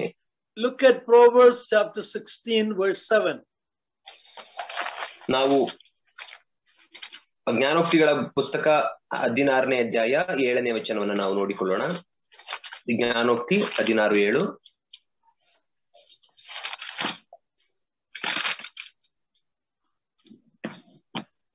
ಯೆಹೋವನು ಒಬ್ಬನ ನಡತೆಗೆ ಮೆಚ್ಚಿದರೆ ಅವನ ಶತ್ರುಗಳನ್ನು ಮಿತ್ರರನ್ನಾಗಿ ಮಾಡುವನು. It's a general statement which is true most of the time. ಇದು ಒಂದು ಸಾಮಾನ್ಯವಾಗಿ ಮಾಡಲ್ಪಟ್ಟಿರುವಂತಹ ಹೇಳಿಕೆಯಾಗಿದೆ. ಅದು ಅನೇಕ ಸಂದರ್ಭಗಳಲ್ಲಿ ಸತ್ಯಾಂಶವಾಗಿದೆ. But it is not a universal truth. ಆದರೆ ಇದು ಒಂದು ಸಾರ್ವತ್ರಿಕವಾದಂತಹ ಸತ್ಯಾಂಶವಲ್ಲ. I will tell you why I am telling that. ನಾನು ಯಾಕೆ ಅದನ್ನು ಹೇಳುತ್ತಿದ್ದೇನೆ ಎಂಬುದಾಗಿ ನಿಮಗೆ ಕಾರಣ ಹೇಳುತ್ತೇನೆ. Apostle Paul was living a God-pleasing life, yet he was stoned in Acts 14:19. ನಾವು ಅಪೊಸ್ತಲ ಪೌಲನ ಕುರಿತಾಗಿ ನಾವು ನೋಡುವಾಗ ಆತನು ದೇವರಿಗೆ ಮೆಚ್ಚುಗೆಯಾದ ನಡತೆಯನ್ನ ಮತ್ತು ಜೀವಿತವನ್ನ ಜೀವಿಸುತ್ತಿದ್ದರೂ ಕೂಡ ಅವನಿಗೆ ಕಲ್ಲು ಹೊಡೆಯಲ್ಪಡುವುದನ್ನ ನಾವು ನೋಡುತ್ತೇವೆ. ಅಪೊಸ್ತಲರ ಕೃತ್ಯ 14:19. 14ನೇ ಅಧ್ಯಾಯ 19ನೇ ವಚನದಲ್ಲಿ. The greatest example is the Lord Jesus Christ. He always did what was pleasing the Father, yet he was crucified. ಅದಕ್ಕಿಂತ ದೊಡ್ಡ ಉದಾಹರಣೆ ಎಂಬುದಾಗಿ ನಾವು ನೋಡುವಾಗ ಯೇಸು ಕ್ರಿಸ್ತನು ಆತನು ಯಾವಾಗಲೂ ತಂದೆಯಾದ ದೇವರಿಗೆ ಮೆಚ್ಚುಗೆಯಾದಂತಹ ಕಾರ್ಯವನ್ನೇ ಮಾಡುವವನಾದರೂ ಕೂಡ ಆತನನ್ನ ಶಿಲುಬೆಗೆ ಏರಿಸಿದರು. So it doesn't always mean, it's a general statement, Proverbs 16:7. ಆದ್ದರಿಂದ ಜ್ಞಾನೋಕ್ತಿ 16ನೇ ಅಧ್ಯಾಯ 7ನೇ ವಚನ ಅದು ಸಾರ್ವತ್ರಿಕವಾದಂತಹ ಸತ್ಯಾಂಶವಲ್ಲ, ಆದರೆ ಅನೇಕ ಸಂದರ್ಭಗಳಲ್ಲಿ ಸರಿಯಾಗಿರಬಹುದಾದಂತ ವಚನ ಭಾಗವಾಗಿದೆ ಅಷ್ಟೇ. Another example is the Proverbs 22:6 says, train up a child in the way he should go, when he is old he will not depart from it. ನಾವು ಇನ್ನೊಂದು ವಚನ ಭಾಗವನ್ನು ನಾವು ನೋಡಬೇಕಾದರೆ ಜ್ಞಾನೋಕ್ತಿ 22ನೇ ಅಧ್ಯಾಯ 6ನೇ ವಚನದಲ್ಲಿ ನಡೆಯಬೇಕಾದ ಮಾರ್ಗಕ್ಕೆ ತಕ್ಕಂತೆ ಹುಡುಗನನ್ನು ಶಿಕ್ಷಿಸು, ಮುಪ್ಪಿನಲ್ಲಿಯೂ ಅವನು ಓರೆಯಾಗನು ಎಂಬುದಾಗಿ ನೋಡುತ್ತೇವೆ. Again, it is a general statement. There are exceptions. Sometimes a godly parents will have an ungodly child. ಇದು ಒಂದು ಸಾಮಾನ್ಯವಾದಂತಹ ಹೇಳಿಕೆ ಆಗಿದೆ ಅಷ್ಟೇ. ನಾವು ನೋಡುವಾಗ ದೇವ ಭಕ್ತರಾದಂತಹ ತಂದೆ ತಾಯಿಗಳಿಗೆ ತುಂಬಾ ದುಷ್ಟರಾದಂತಹ ಮಕ್ಕಳುಗಳು ಹುಡುವುದನ್ನ ನಾವು ನೋಡುತ್ತೇವೆ. Eli had wicked sons. David had a rebellious Absalom. ಏಲಿಗೆ ದುಷ್ಟರಾದಂಥ ಮಕ್ಕಳಿದ್ದರು, ಅದೇ ರೀತಿ ದಾವೀದನಿಗೆ ತಿರುಗಿ ಬೀಳುವಂತ ಅಬ್ಷಾಲೋಮನೆಂಬ ಒಬ್ಬ ಮಗನಿದ್ದನು. So if you train the child, it is not guarantee that 100% always your children will never go away from that. It could happen. It's a general, Proverbs has many general statements which cannot be taken 100% as fact in every case. ಆದ್ದರಿಂದ ನಾವು ನೋಡುವಾಗ ನಮ್ಮ ಮಕ್ಕಳನ್ನು ನಾವು ಎಷ್ಟು ಭಯಭಕ್ತಿಯಲ್ಲಿ ಬೆಳೆಸಿದ್ರು ಕೂಡ ಅವರು ಕೆಲವು ಸಂದರ್ಭಗಳಲ್ಲಿ ತಪ್ಪಿ ಹೋಗುವುದುಂಟು. ಅದೇ ರೀತಿ ಇಲ್ಲಿ ದೇವರ ವಾಕ್ಯದಲ್ಲಿ ಸಾಮಾನ್ಯವಾಗಿ ಜರುಗಬಹುದಂತ ಸಂಗತಿಗಳು ಅದು ಬರೆಯಲ್ಪಟ್ಟಿದ್ದರೂ ಕೂಡ ಅದು ಯಾವಾಗಲೂ ಸತ್ಯವಾಗಲಿಕ್ಕೆ ಸಾಧ್ಯವಿಲ್ಲ. ಕೆಲವು ಸಂದರ್ಭಗಳಲ್ಲಿ ಅವುಗಳಿಗಿಂತ ವಿಭಿನ್ನವಾದಂತಹ ಫಲಿತಾಂಶಗಳು ಬರಬಹುದು. Another thing that people forget is the Bible is a progressive revelation. ಮತ್ತು ಇನ್ನು ಜನರು ಸತ್ಯವೇದದ ಕುರಿತಾಗಿ ಮರೆತು ಬಿಡುವಂತ ಸತ್ಯಾಂಶ ಏನೆಂದರೆ, ಸತ್ಯವೇದವು ಅದು ದೇವರಿಂದ ಭಾಗವಾಗಿ ಮಾಡಲ್ಪಟ್ಟಂತಹ ಪ್ರಕಟಣೆಯಾಗಿದೆ. Progressive means ಮುಂತರಿಸುವ, ಅಲ್ಲೇ it goes from one level to the other. Old Testament did not have all clear teachings about death, life after death. ಅದರ ಅರ್ಥ ಏನೆಂದರೆ, ಅದು ಹಂತವಾಗಿ ದೇವರಿಂದ ಮಾಡಲ್ಪಟ್ಟಂತಹ ಪ್ರಕಟಣೆಯಾಗಿದೆ ಅಷ್ಟೇ. ನಾವು ಹಳೆ ಒಡಂಬಡಿಕೆಯಲ್ಲಿ ನಾವು ನೋಡುವಾಗ ಮರಣವಾದ ನಂತರ ಜೀವವಿದೆ ಎಂಬ ಕುರಿತಾದಂತಹ ಸತ್ಯಾಂಶವನ್ನ ಹಳೆ ಒಡಂಬಡಿಕೆಯು ಸ್ಪಷ್ಟವಾಗಿ ಹೇಳುವುದಿಲ್ಲ. No, it talks about life after death, the judgment, but where the people go and all the things that we know in the New Testament was not there in the Old Testament. ಹಳೆ ಒಡಂಬಡಿಕೆಯಲ್ಲಿ ಮಾನವನಿಗೆ ಸತ್ತ ನಂತರ ಜೀವವಿದೆ ಎಂಬುದಾಗಿ ನಾವು ನೋಡಿದರೂ ಕೂಡ ಅದರ ವಿವರಗಳು, ಅವನು ಸತ್ತ ನಂತರ ಎಲ್ಲಿಗೆ ಹೋಗುತ್ತಾನೆ, ಯಾವ ರೀತಿ ನ್ಯಾಯ ತೀರ್ಪಾಗುತ್ತದೆ, ಈ ಎಲ್ಲಾ ವಿವರಗಳು ಬರೆಯಲ್ಪಟ್ಟಿರಲಿಲ್ಲ. It is written in the New Testament. ಆದರೆ ಅದು ಹೊಸ ಒಡಂಬಡಿಕೆಯಲ್ಲಿ ಬರೆಯಲ್ಪಟ್ಟಿದೆ. So a difference from the Old Testament, New Testament is not a contradiction. It is because Bible is progressively God revealing. ಆದ್ದರಿಂದ ಹಳೆ ಒಡಂಬಡಿಕೆಯಲ್ಲಿ ಒಂದು ರೀತಿ ಕೊಡಲ್ಪಟ್ಟಿರುವುದರಿಂದ ಹೊಸ ಒಡಂಬಡಿಕೆಯಲ್ಲಿ ಬೇರೆ ರೀತಿ ಇರುವುದರಿಂದ ಸತ್ಯವೇದ ತಪ್ಪಾಗಿದೆ ಎಂಬುದಾಗಿ ಅಲ್ಲ, ಬದಲಾಗಿ ದೇವರಿಂದ ಹಂತವಾಗಿ ಪ್ರಕಟಣೆ ಮಾಡಲ್ಪಟ್ಟದ್ದರಿಂದ ಆ ರೀತಿ ಹಂತವಾಗಿ ಸತ್ಯಾಂಶಗಳು ಬೆಳಕಿಗೆ ಬಂದಿವೆ ಅಷ್ಟೇ. I think you got an idea about some difficult passage in the Bible, how we overcome that. ನನಗೆ ನಿಮ್ಮೆಲ್ಲರಿಗೂ ಯಾವ ರೀತಿ ಸತ್ಯವೇದದಲ್ಲಿ ಕೆಲವು ಅರ್ಥ ಮಾಡಿಕೊಳ್ಳಲಿಕ್ಕೆ ಕಷ್ಟವಾಗುವಂತ ದೇವ ವಾಕ್ಯ ಭಾಗಗಳು ಇವೆ ಎಂಬುದಾಗಿ ಅರ್ಥವಾಯಿತು, ಮತ್ತು ಅವುಗಳನ್ನ ಸರಿಯಾಗಿ ಅರ್ಥ ಮಾಡಿಕೊಳ್ಳುವುದು ಹೇಗೆ ಎಂಬುದಾಗಿ ಅರ್ಥವಾಗಿದೆ ಎಂಬುದಾಗಿ ನೆನೆಸುತ್ತೇನೆ. You have to understand the context. ನೀವು ಅದರ ಹಿನ್ನೆಲೆಯನ್ನು ಅರ್ಥ ಮಾಡಿಕೊಳ್ಳಬೇಕು. You have to understand the progressive revelation difference. ಮತ್ತು ನೀವು ಹಂತವಾಗಿ ದೇವರಿಂದ ಪ್ರಕಟಣೆ ಮಾಡಲ್ಪಟ್ಟಿತು, ಯಾವ ಹಂತದಲ್ಲಿ ಅದು ಮಾಡಲ್ಪಟ್ಟಿದೆ ಎಂಬುದನ್ನು ಅರ್ಥ ಮಾಡಿಕೊಳ್ಳಬೇಕು. You have to study which is literal, which is not literal. ಮತ್ತು ನೀವು ಯಾವುದು ಅಕ್ಷರಶಃ ಬರೆಯಲ್ಪಟ್ಟಂತ ಮಾತುಗಳು, ಇನ್ನು ಕೆಲವು ಯಾವ ಅಕ್ಷರಶಃವಲ್ಲದ ಮಾತುಗಳು ಎಂಬುದಾಗಿ ಅರ್ಥ ಮಾಡಿಕೊಳ್ಳಬೇಕು. So when you approach the Bible, don't come to the difficult passage and immediately believe that there is some error in the Bible, but most of the time because I have not studied enough. So when we rightly divide the word of God and compare scripture with scripture, then things will become clearer. ಆದ್ದರಿಂದ ನೀವು ಸತ್ಯವೇದವನ್ನು ಓದುವಾಗ ಅರ್ಥ ಮಾಡಿಕೊಳ್ಳಲಿಕ್ಕೆ ಕಷ್ಟವಾಗುವಂತಹ ವಾಕ್ಯ ಬಂದಾಗ ಇದು ತಪ್ಪಾಗಿದೆ ಎಂಬುದಾಗಿ ತೀರ್ಮಾನಕ್ಕೆ ಬಂದು ಬಿಡಬೇಡಿರಿ. ಬದಲಾಗಿ ನೀವು ಅಂದುಕೊಳ್ಳಬೇಕಾದದ್ದೇನೆಂದರೆ, ನಾನು ಸರಿಯಾಗಿ ಸತ್ಯವೇದವನ್ನು ಓದಿಲ್ಲ, ಆದ್ದರಿಂದ ಸತ್ಯವೇದವನ್ನ ಭಾಗವಾಗಿ ಹಂತವಾಗಿ ವಿಭಾಗಿಸಿ ನಾವು ಒಂದಕ್ಕೊಂದು ಹೋಲಿಸಿ ನೋಡುವಾಗ ಅದರ ಸತ್ಯಾಂಶ ನಮ್ಮ ಬೆಳಕಿಗೆ ಬರುತ್ತದೆ. So when you study more, things will become more clearer. ಆದ್ದರಿಂದ ನೀವು ಹೆಚ್ಚಿನ ಅಧ್ಯಯನವನ್ನು ಮಾಡುವಾಗ ವಿಷಯಗಳು ನಿಮಗೆ ಅತ್ಯಂತ ವಿವರವಾಗಿ ಮತ್ತು ಸ್ಪಷ್ಟವಾಗಿ ಅರ್ಥವಾಗುತ್ತವೆ. But go to the Bible with a clear understanding. It is the word of God. It cannot lie.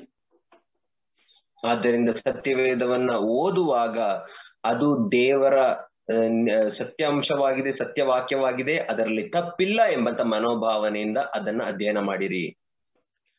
There was a man by name Mark Twain. ಒಬ್ಬ ಮಾರ್ಕ್ ಟ್ವೇನ್ ಎಂಬಂತ ವ್ಯಕ್ತಿ ಇದ್ದನು.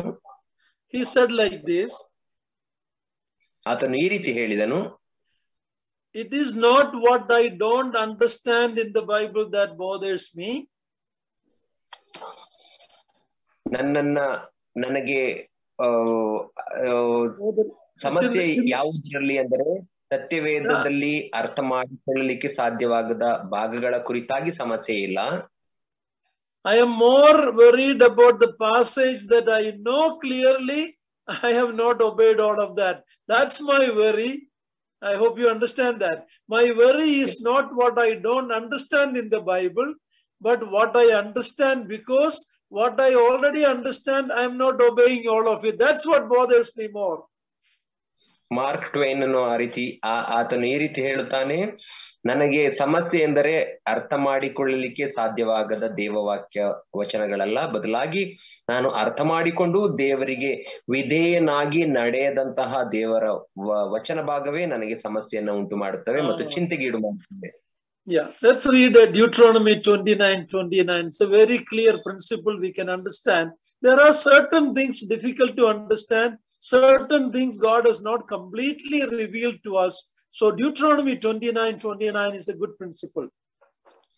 ಆದ್ದರಿಂದ ನಾವು ಧರ್ಮೋಪದೇಶ ಕಾಂಡ 29ನೇ ಅಧ್ಯಾಯ 29ನೇ ವಚನವನ್ನು ನಾವು ಓದುವಾಗ ಅಲ್ಲಿ ದೇವರಿಂದ ನಮಗೆ ತಿಳಿಸಲ್ಪಟ್ಟಿರುವಂತಹ ಸತ್ಯಾಂಶಗಳುಂಟು ಮತ್ತು ನಾವು ಸರಿಯಾಗಿ ಅರ್ಥ ಮಾಡಿಕೊಳ್ಳಲಿಕ್ಕೆ ಸಾಧ್ಯವಾಗದಂತಹ ಕೆಲವು ಸತ್ಯಾಂಶಗಳ ಕುರಿತಾಗಿಯೂ ನಾವು ನೋಡುತ್ತೇವೆ.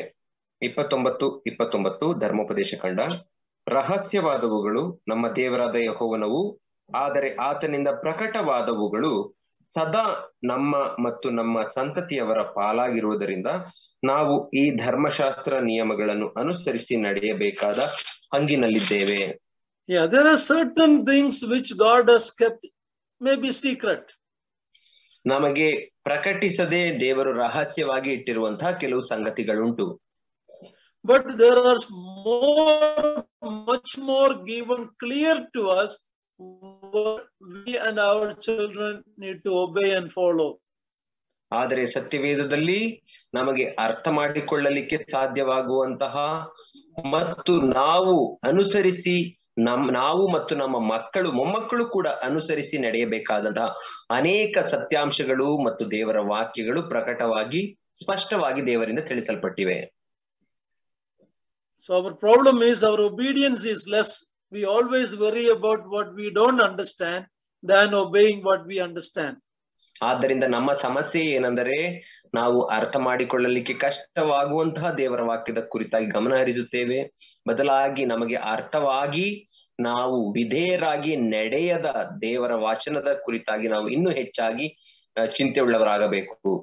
Bible says that God has given everything for life and godliness. Jeevakkum bhaktikku everything we need for this life, what we need is in the word of God. ನಾವು ದೇವರ ವಾಕ್ಯದಲ್ಲಿ ನಾವು ನೋಡುವಾಗ ಜೀವಕ್ಕೂ ಭಕ್ತಿಗೂ ಬೇಕಾದದ್ದೆಲ್ಲವನ್ನು ನಮಗೆ ಯೇಸು ಕ್ರಿಸ್ತನ ಜ್ಞಾನದ ಮೂಲಕ ದೇವರು ಈಗಾಗಲೇ ದಯಪಾಲಿಸಿದ್ದಾನೆ ಎಂಬುದಾಗಿ ನಾವು ನೋಡುತ್ತೇವೆ. ಆದ್ದರಿಂದ ಈ ದೇವರ ವಾಕ್ಯದಲ್ಲಿ ನಮ್ಮ ಜೀವಕ್ಕೆ ಭಕ್ತಿಗೆ ಬೇಕಾದದ್ದೆಲ್ಲವನ್ನು ದೇವರು ಈಗಾಗಲೇ ನಮಗೆ ತಿಳಿಸಿದ್ದಾನೆ. That means how to come to eternal life, and after coming to eternal life, how to live. All the instruction is in the word of God. You don't need an extra revelation today. ಆದ್ದರಿಂದ ಅದರ ಅರ್ಥವೇನೆಂದರೆ ದೇವರು ನಿತ್ಯ ಜೀವ ಪಡೆಯಬೇಕಾದರೆ ನಾವು ಏನು ಮಾಡಬೇಕು ಮತ್ತು ನಿತ್ಯ ಜೀವನ ಪಡೆದುಕೊಳ್ಳುವುದು ಹೇಗೆ ಎಂಬಂತ ಸತ್ಯಾಂಶಗಳನ್ನು ನಮಗೆ ಈಗಾಗಲೇ ತಿಳಿಸಲ್ಪಟ್ಟಿದ್ದಾನೆ. ಅದಕ್ಕಿಂತ ಹೆಚ್ಚಾದಂತಹ ದೈವಿಕ ಪ್ರಕಟಣೆಗಳ ಅಗತ್ಯತೆ ನಮಗೆ ಇಲ್ಲ. Now, having said all of that, let's say a few things about the authority of the scripture. ಈ ಎಲ್ಲವನ್ನ ಹೇಳಿದ ನಂತರ ನಾವು ದೇವರ ವಾಕ್ಯದ ಆ ಒಂದು ಅಧಿಕಾರದ ಕುರಿತಾಗಿ ನಾವು ಸ್ವಲ್ಪ ಮಾತನಾಡೋಣ. We looked at the revelation. Bible is the revelation from God. ನಾವು ನೋಡಿದೆವು ಸತ್ಯವೇದವು ಅದು ದೇವರಿಂದ ಮಾಡಲ್ಪಟ್ಟ ಪ್ರಕಟಣೆ. It is inspired by the Spirit of God. ಅದು ದೇವರ ಆತ್ಮನಿಂದ ಪ್ರೇರಿತವಾದಂತಹ ದೇವರ ವಾಕ್ಯ. It is inerrant without error. ಅದು ಯಾವುದೇ ತಪ್ಪು ದೋಷವಿಲ್ಲದಂತ ವಾಕ್ಯ. Now for the few minutes we look at the authority and the authority of the word of God. ಆದ್ದರಿಂದ ನಾವು ಕೆಲವು ಸಮಯಗಳವರೆಗೆ ದೇವರ ವಾಕ್ಯದ ಅಧಿಕಾರದ ಕುರಿತಾಗಿ ನಾವು ನೋಡಿಕೊಳ್ಳೋಣ. What is authority of the scripture means? ದೇವರ ವಾಕ್ಯದ ಅಧಿಕಾರ ಎಂಬುದಾಗಿ ಹೇಳಿದರೇನು? Authority is the power and right to require and receive submission. ಅಧಿಕಾರ ಎಂಬುದಾಗಿ ಹೇಳುವಾಗ ಅದು ವಿಧೇಯರಾಗಿ ನಡೆದುಕೊಳ್ಳಲಿಕ್ಕೆ ಬೇಕಾದಂತಹ ಶಕ್ತಿ ಮತ್ತು ನಮ್ಮ ಹಕ್ಕಾಗಿದೆ. Authority for the scripture is the natural consequence of God's authority. ದೇವರ ವಾಕ್ಯದ ಅಧಿಕಾರ ಎಂಬುದಾಗಿ ಹೇಳುವಾಗ ಅದು ದೇವರ ಅಧಿಕಾರದಿಂದ ಸ್ವಾಭಾವಿಕವಾಗಿ ದೇವರ ವಾಕ್ಯಕ್ಕೆ ಕೊಡಲ್ಪಟ್ಟಿರುವ ಅಧಿಕಾರವಾಗಿದೆ. So if God's word is inspired, ಅದರ ಅರ್ಥ ದೇವರ ವಾಕ್ಯವು ಅದು ದೇವರ ಆತ್ಮ ಪ್ರೇರಿತವಾಗಿರುವುದಾದರೆ he has vested his authority in his word. ಅದರ ಅರ್ಥ ಆತನು ತನ್ನ ಅಧಿಕಾರವನ್ನ ತನ್ನ ವಾಕ್ಯಕ್ಕೂ ಕೂಡ ಕೊಟ್ಟಿದ್ದಾನೆ. In the Old Testament, the priests and the Levites, they were to teach the law and the judgments as God's authority. Thus says the Lord. ನಾವು ಹಳೆ ಒಡಂಬಡಿಕೆಯಲ್ಲಿ ನಾವು ನೋಡುವಾಗ ಮಹಾಯಾಜಕರು ಮತ್ತು ಲೇವಿಯರು ಜನರಿಗೆ ದೇವರ ಅಧಿಕಾರದ ಮೇಲೆ ಅವರು ಮಾತನಾಡಬೇಕಿತ್ತು. ದೇವರು ಹೀಗೆ ಹೇಳುತ್ತಾನೆ, ಯೆಹೋವನು ಹೀಗನ್ನುತ್ತಾನೆ ಎಂಬುದಾಗಿ ಅವರು ಹೇಳುತ್ತಿದ್ದರು. When we read the longest Psalm 119, it's all talking about the word of God and the different names given to the word of God. ನಾವು ಕೀರ್ತನೆ 119ನೇ ಅಧ್ಯಾಯವನ್ನ ನಾವು ನೋಡುವಾಗ ಅಲ್ಲಿ ದೇವರ ವಾಕ್ಯ ಮತ್ತು ದೇವರ ವಾಕ್ಯಕ್ಕಿರುವ ಅಧಿಕಾರ ಮತ್ತು ಅದಕ್ಕೆ ಕೊಡಲ್ಪಟ್ಟಿರುವಂತ ಬೇರೆ ಬೇರೆ ಹೆಸರುಗಳ ಕುರಿತಾಗಿ ಅಲ್ಲಿ ನಾವು ನೋಡುತ್ತೇವೆ. So it's a very good study to go through Psalm 119 and see the different names given for the scripture. ಆದ್ದರಿಂದ 119ನೇ ಕೀರ್ತನೆಯನ್ನ ಅಧ್ಯಯನ ಮಾಡುವಂತದ್ದು ಒಳ್ಳೆಯದು ಮತ್ತು ಅಲ್ಲಿ ದೇವರ ವಾಕ್ಯಕ್ಕೆ ಕೊಡಲ್ಪಟ್ಟಿರುವಂತ ಬೇರೆ ಬೇರೆ ಹೆಸರುಗಳ ಕುರಿತಾಗಿ ನಾವು ನೋಡಿಕೊಳ್ಳಬಹುದು. So the authority of the word of God is the authority of God himself. ಆದ್ದರಿಂದ ದೇವರ ವಾಕ್ಯಕ್ಕೆ ಇರುವಂತ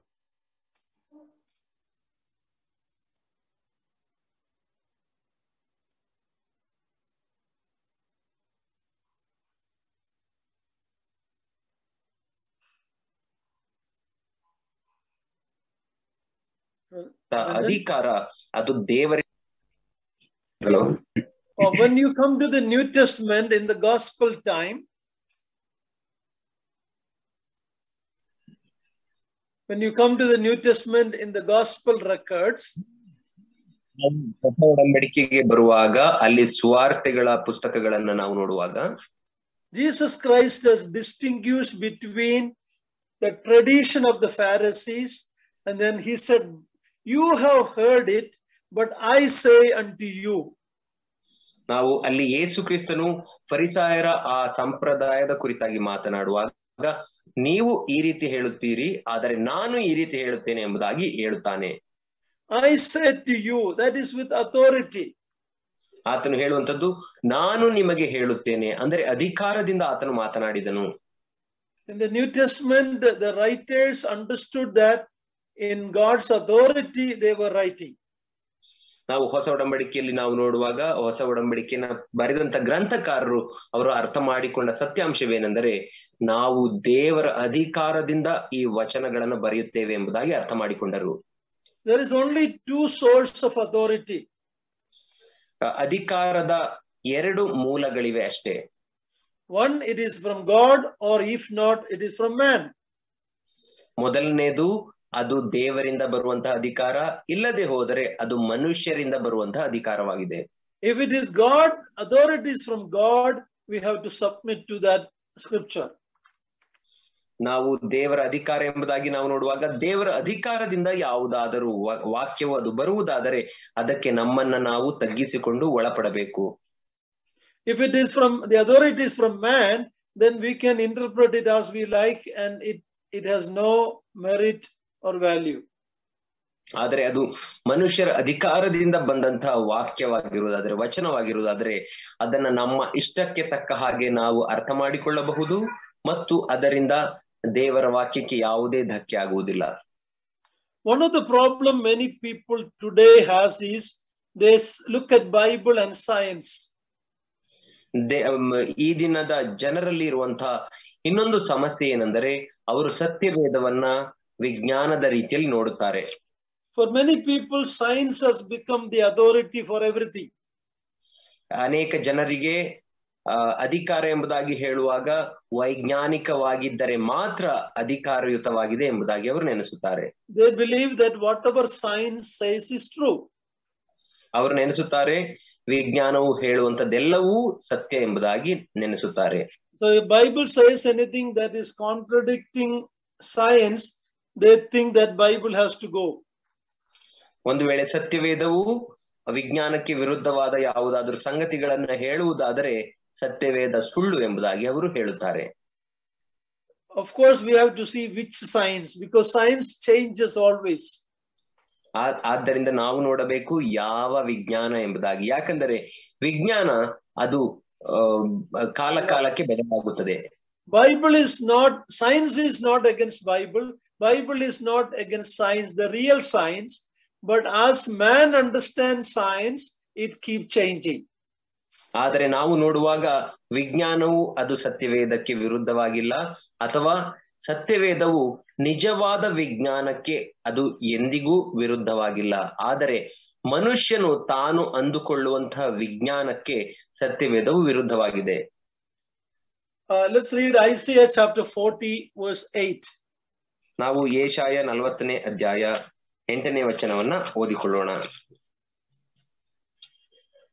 ಯೆಶಾಯನ ಗ್ರಂಥ, ಪ್ರವಾದನೆ ಗ್ರಂಥ 40ನೇ ಅಧ್ಯಾಯ 8ನೇ ವಚನ. ಹುಲ್ಲು ಒಣಗಿ ಹೋಗುವುದು, ಹೂವು ಬಾಡಿ ಹೋಗುವುದು,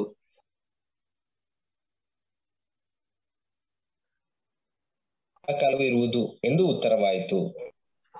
Read it one more time. I think it was mute for a little time. Okay. ಹುಲ್ಲು ಒಣಗಿ ಹೋಗುವುದು, ಹೂವು ಬಾಡಿ ಹೋಗುವುದು, ನಮ್ಮ ದೇವರ ಮಾತು ಸದಾ ಕಾಲವೂ ಇರುವುದು ಎಂದು ಉತ್ತರವಾಯಿತು. Hallelujah. That's the understanding you and I should have. Man's philosophy, man's so-called science, everything will be like the grass, it changes, but the word of God abides forever.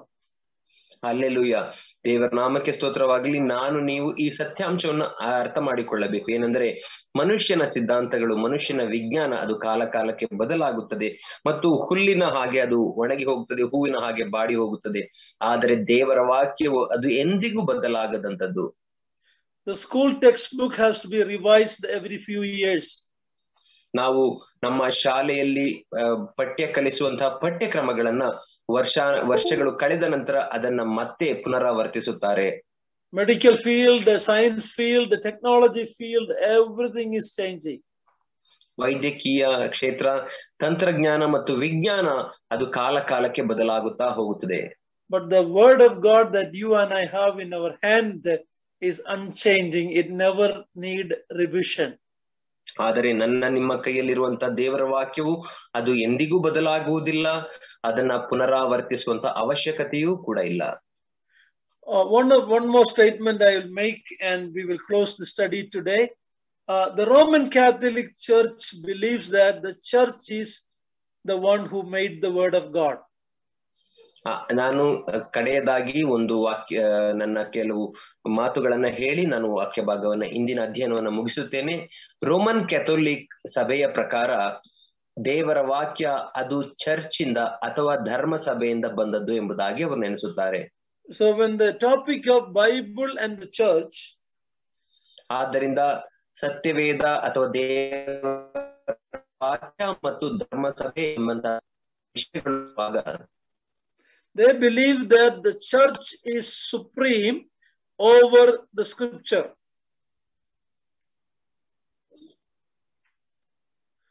ಅವರು ನೆನೆಸುತ್ತಾರೆ ದೇವರ ವಾಕ್ಯಕ್ಕಿಂತ ಧರ್ಮ ಸಭೆ ಅಥವಾ ರೋಮನ್ ಕ್ಯಾಥೋಲಿಕ್ ಸಭೆ ಅದು ಮಿಗಿಲಾದದ್ದು, ಅದಕ್ಕಿಂತ ಶ್ರೇಷ್ಠವಾದದ್ದು ಎಂಬುದಾಗಿ ಅವರು ನೆನೆಸುತ್ತಾರೆ. But that is not true. The church, the word of God was there before the church started.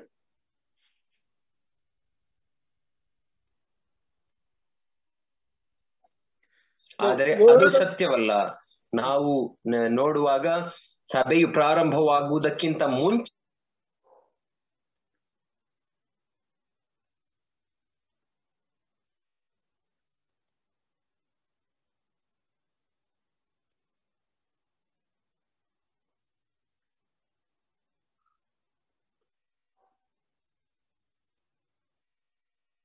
Niranjan?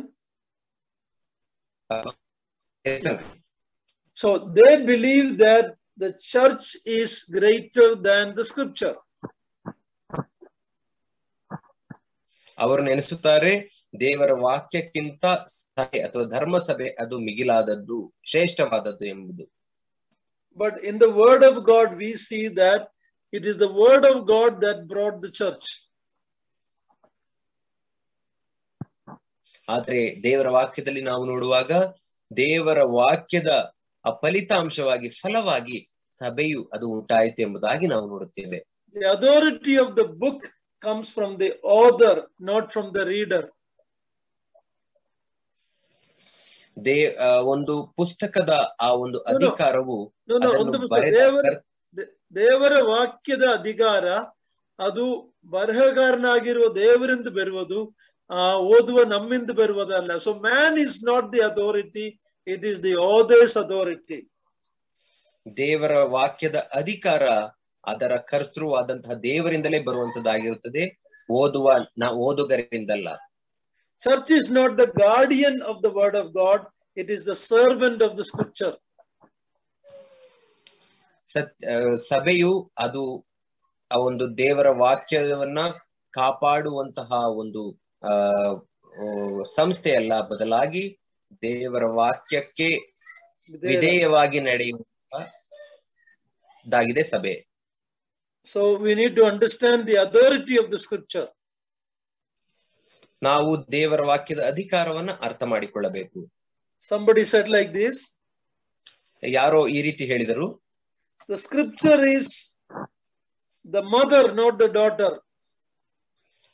ದೇವರ ವಾಕ್ಯವು ಅದು ತಾಯಿಯಾಗಿದೆ, ಅದು ಮಗಳಲ್ಲ. It is the author, not the reader. ಅದು ಕರ್ತೃವಾಗಿದೆ, ಅದು ಓದುಗನಲ್ಲ. It is the judge, not the witness. ಅದು ನ್ಯಾಯಾಧಿಪತಿಯಾಗಿದೆ, ಅದು ಸಾಕ್ಷಿ ಅಲ್ಲ. In other words, the scripture should judge us rather than us judging the scripture. ಅದರ ಅರ್ಥ ದೇವರ ವಾಕ್ಯವು ನಮ್ಮನ್ನ ತೀರ್ಪು ಮಾಡಬೇಕು, ನಾವೇ ದೇವರ ವಾಕ್ಯವನ್ನ ತೀರ್ಪು ಮಾಡುವುದಲ್ಲ. Lord willing, we will look at a few more things and conclude this study, Lord willing, next week. There is some more important things. We will look at it and close it, Lord willing, next week. ದೇವರ ಚಿತ್ತವಿರುವುದಾದರೆ ನಾವು ಮುಂದಿನ ವಾರ ಇನ್ನೂ ಕೆಲವು ಸತ್ಯಾಂಶಗಳನ್ನ ಅಧ್ಯಯನ ಮಾಡಿ ಈ ಅಧ್ಯಯನವನ್ನ ಮುಗಿಸುತ್ತೇವೆ. So as I mentioned last time, don't believe your doubt. Doubt your doubt and believe your beliefs. ಆದ್ದರಿಂದ ನಾನು ಕಳೆದ ವಾರ ಹೇಳಿದ ಹಾಗೆ ನಿಮ್ಮ ಸಂಶಯಗಳನ್ನ ನಂಬಬೇಡಿರಿ, ಬದಲಾಗಿ ನಿಮ್ಮ ಸಂಶಯಗಳನ್ನ ಸಂಶಯಿಸಿರಿ ಮತ್ತು ನಿಮ್ಮ ನಂಬಿಕೆಗಳನ್ನ ನಂಬಿರಿ. That belief that comes from the assurance that the word of God is from God. He is the authority. We can take it. Thank God for the scripture, one of the great blessing God has given us. ಆ ನಂಬಿಕೆ ಏನಂತ ಅಂದ್ರೆ ದೇವರ ವಾಕ್ಯವು ಅದು ದೇವರಿಂದಲೇ ಬಂದಂತದ್ದಾಗಿದೆ, ಅದು ದೇವರ ಅಧಿಕಾರವಾಗಿದೆ, ಅದನ್ನ ಪ್ರಶ್ನೆ ಮಾಡಬಾರದು, ಅದನ್ನ ನಂಬಬೇಕು. If you have anything not clear, keep studying and it will become clearer. ನಮಗೆ ದೇವರ ವಾಕ್ಯದಲ್ಲಿ ಯಾವುದಾದರೂ ವಿಷಯ ಸ್ಪಷ್ಟವಾಗದೆ ಹೋದರೆ ಅದನ್ನು ನಾವು ಮತ್ತೆ ಮತ್ತೆ ಅಧ್ಯಯನ ಮಾಡುವಾಗ ಅದು ಸ್ಪಷ್ಟವಾಗುತ್ತದೆ. Thank you for patiently listening. May God's name be glorified. ತಾಳ್ಮೆಯಿಂದ ದೇವರ ವಾಕ್ಯವನ್ನ ಕೇಳಿದ್ದಕ್ಕಾಗಿ ನಿಮಗೆ ವಂದನೆಗಳು. ದೇವರ ನಾಮಕ್ಕೆ ಮಹಿಮೆ ಉಂಟಾಗಲಿ.